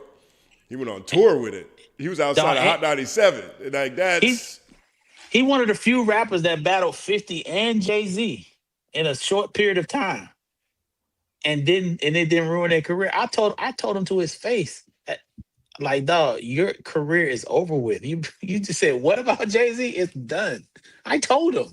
It didn't end. I tell a nigga I think he survived that. I thought he was finished. And then he dissed Eminem. I told him not to do that either. He dissed 50, Jay-Z, and Eminem. Do you understand? If he's still here for us to even be talking about him, he shouldn't even be around anymore. Them niggas he dissed. I wouldn't. Do you understand? Am I tripping? I'm just talking about the skill level of the people that we're talking about. Look, I mean, I think for me that's one of the most impactful things that came out of the conversation we had with Glasses. And you, like, when both of you guys were consistent in saying that from Game's point of view, from your point of view, it's hard to tell someone not to do something when it keeps working for them. And for Game, a lot of these things keep working. I think him not losing in those 3 situations you're talking about, that works if you're Game. Yeah. Shout out to K-Way for real. Stat, gaslighting is when someone puts their hands up your ass and acts like it's not there. Whoa. No puppet stat. That's crazy. K-Way has a way of using the English language that always seems to be inappropriate. We love him here. We love it, K-Way. Keep it. I can't say keep it coming after that comment. Keep it going. Shout out to OCRTR. Says, we keep forgetting about the 3 other elements of hip-hop culture that need to be discussed and cover more often, and hip-hop will not be stale sometimes in the culture. You know, we just had breaking in the Olympics. Graffiti has been celebrated as an art form globally, all over the place. Same with DJing, right? I've said for a long time that rap itself has become larger than hip hop because of the medium, you know, because it's a genre of music. But I can say that all 4 of them stand on their own. Now, whether or not we want to celebrate breaking in 2026 the same way, I think, you know, is a choice, right? I saw a lot of people critical of all the breaking that was happening in the Olympics, and they were like, where are all the black people? Why are black people not breaking? You know, why do we have, like, you know, Asians and whoever taking over it or whatever? My bad. The point is there that these things are celebrated. I just don't think that they're as personality driven in a lot of ways. And I also think that, you know, music being a viable product for rap music is one of the reasons why it's as far as it's gone, right? And so I understand it. I understand where you're coming from, but I actually think that is done quite a bit, and I'm not surprised that people don't necessarily engage with it the same way because they are, powerful art forms on their own. They just don't have the same amount of commercial viability as selling a song does. Shout out to Darnell, says, the fact that hip hop today revolves around a 2-year-old battle and can't move forward shows that we are not in a good place. We need innovation. Damn. He said the quiet part out loud. I agree, man. And that's just being real. It's nothing else that has captured the attention of the public. Damn, Darnell. Fuck. But what kind of innovation? Like, is this on the artist? I mean, creativity. This is on the medium in which we connect with the people. Well, to spark the attention of the people. Like DJ always say, those hit records make us interested in the person that's making them. So if we're not getting those, then we don't get the interest. That's what make us connect to the artist is the great songs. So if we're not getting the great songs, then where's the connection? The only connection we do have is the drama. That's the only way we're connected to them. So until we get the hits, we're not gonna have that interest anymore. It's not gonna happen. It's just gonna be the drama. Shout out to Miss Hummus, says Stat was digging for gold on camera. So is the gold in the nose or up your ass? That's both. What? I don't know. No, because when I was young, that's a brand new. When I was young, you trying to pull out your shorts or something, and say, "Oh, you digging for gold." But now she's saying digging for gold. Okay. Wedges. Yeah. He was talking about your nose. I'm pretty sure. Yeah. Okay. Yeah. That was sorry, Miss Hummus. I take things the wrong way. That was your own. You're an idiot. Your own mind. Shout out to the realist, says, I know Game has always been with the Antics, good for the short-term promo, but devalues his great work. We spoke on Rhapsody today off musical merit alone. And yet, what got clipped? Yes. You see? And Game is with all due respect to Rhapsody, I think Game's been around longer than Rhapsody and has more albums than she does. So. Let's see. We got Darnell again. The world loves drama. The world loves a train wreck. Exactly. It's true. And DJ Nazla says, clip culture equals read headline, ignore the article. Facts. And that's our last super chat for the day. So the only order of business remains. Should Stat Quo kick his verse on Games Compton right now live on the show? And surprisingly, the yeses win, 84%. Stat, what do you have to say to the people about their poll, their request here? Yeah, are you just admitting you don't really care about our fans? Is that what we're getting into? I don't care about them as far as when it comes to me rapping. That's not what we're here for. Stat is I retired. I gave Punch my biggest asset, which is my song with Kendrick. I told him he can have it. Long as we keep me on my second verse, he can have it. Just take out my first verse. So I've passed it along. We have a whole EP we're putting out. No. We have that. I think you're speaking French. We have nothing. You know what I'm saying? We had this ridiculous group chat, and then I'm going to hang up on these three gentlemen because I need to deliver Justin's birthday gift to his house. But these motherfuckers was like, who's Stat gonna do the feature with? I think DJ said Gaga.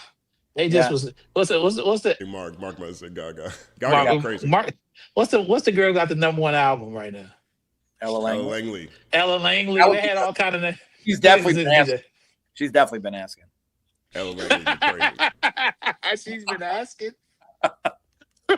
I threw up in my mouth. She has no clue who I am. Excuse me, Ella Langley. How you doing? There are rumors that you're going to be doing a song with Stat Quo. Who? No, I bet she has a spinning A hat. That's my bet. Oh, God. She has no idea who the hell I am. She don't know me by any of the names. She don't know anything. Ella. Oh, yeah, that's DJ's daughter. All right, okay, cool. That's it. Stat that people talk about in the chat. Stat times Ella Langley. Oh, my God. Word up. Well, that could be the hit record the music industry needs. Spark interest. God. There you go. We'll be back Thursday for Chart Report and catch Culture United at 5 p.m. on the Company Man channel. See, I'm trying to get. This is the last week. We'll have a Wednesday Culture United starting in September. All Culture Uniteds will be on Tuesday. So this week is Wednesday. He finally made the announcement. Yeah, I've been holding that. I made it last week. I made it last week actually. While I was in Vegas. So dope. That is out there. So Culture United from now on will be hashtag CU Tuesdays. And what time on Tuesday? 5 p.m. PST on Tuesdays. So this is the first time. This is the last time we'll have a Wednesday Culture United. For people wondering why, it's because it just makes more sense. We have a Tuesday morning show, then we have Culture United, and then all Wednesday could be Culture United, and then we have Thursday morning show again, and then that Thursday evening we have the music show. What I was running into more than anything else was going from a Wednesday night Culture United that can go as late as whatever it needs to an early morning show was just not sustainable for me personally. Also, I found Culture United competing with the Third Verse morning show every Thursday. And so that's not ideal either. And so we will have, every show will basically have a day for itself at this point in time. And so I'm looking forward to that. I hope you guys are tuned in. And this will be our last Wednesday Culture United, tomorrow, 5 p.m. We have Dr. Jared Ball as a guest. We have Propaganda as a guest. And we'll be talking about Killer Mike's freestyle. That sounded like it was going at FT Signifier, but also Dr. Jared Ball, which will be a broader conversation about just where we are when it comes to how things are. And so I hope you guys tune in for that. I'll have the flyer going out later today. But it is all happening, as they say. Yes, sir. Crowd up. Peace. Nope. The third person.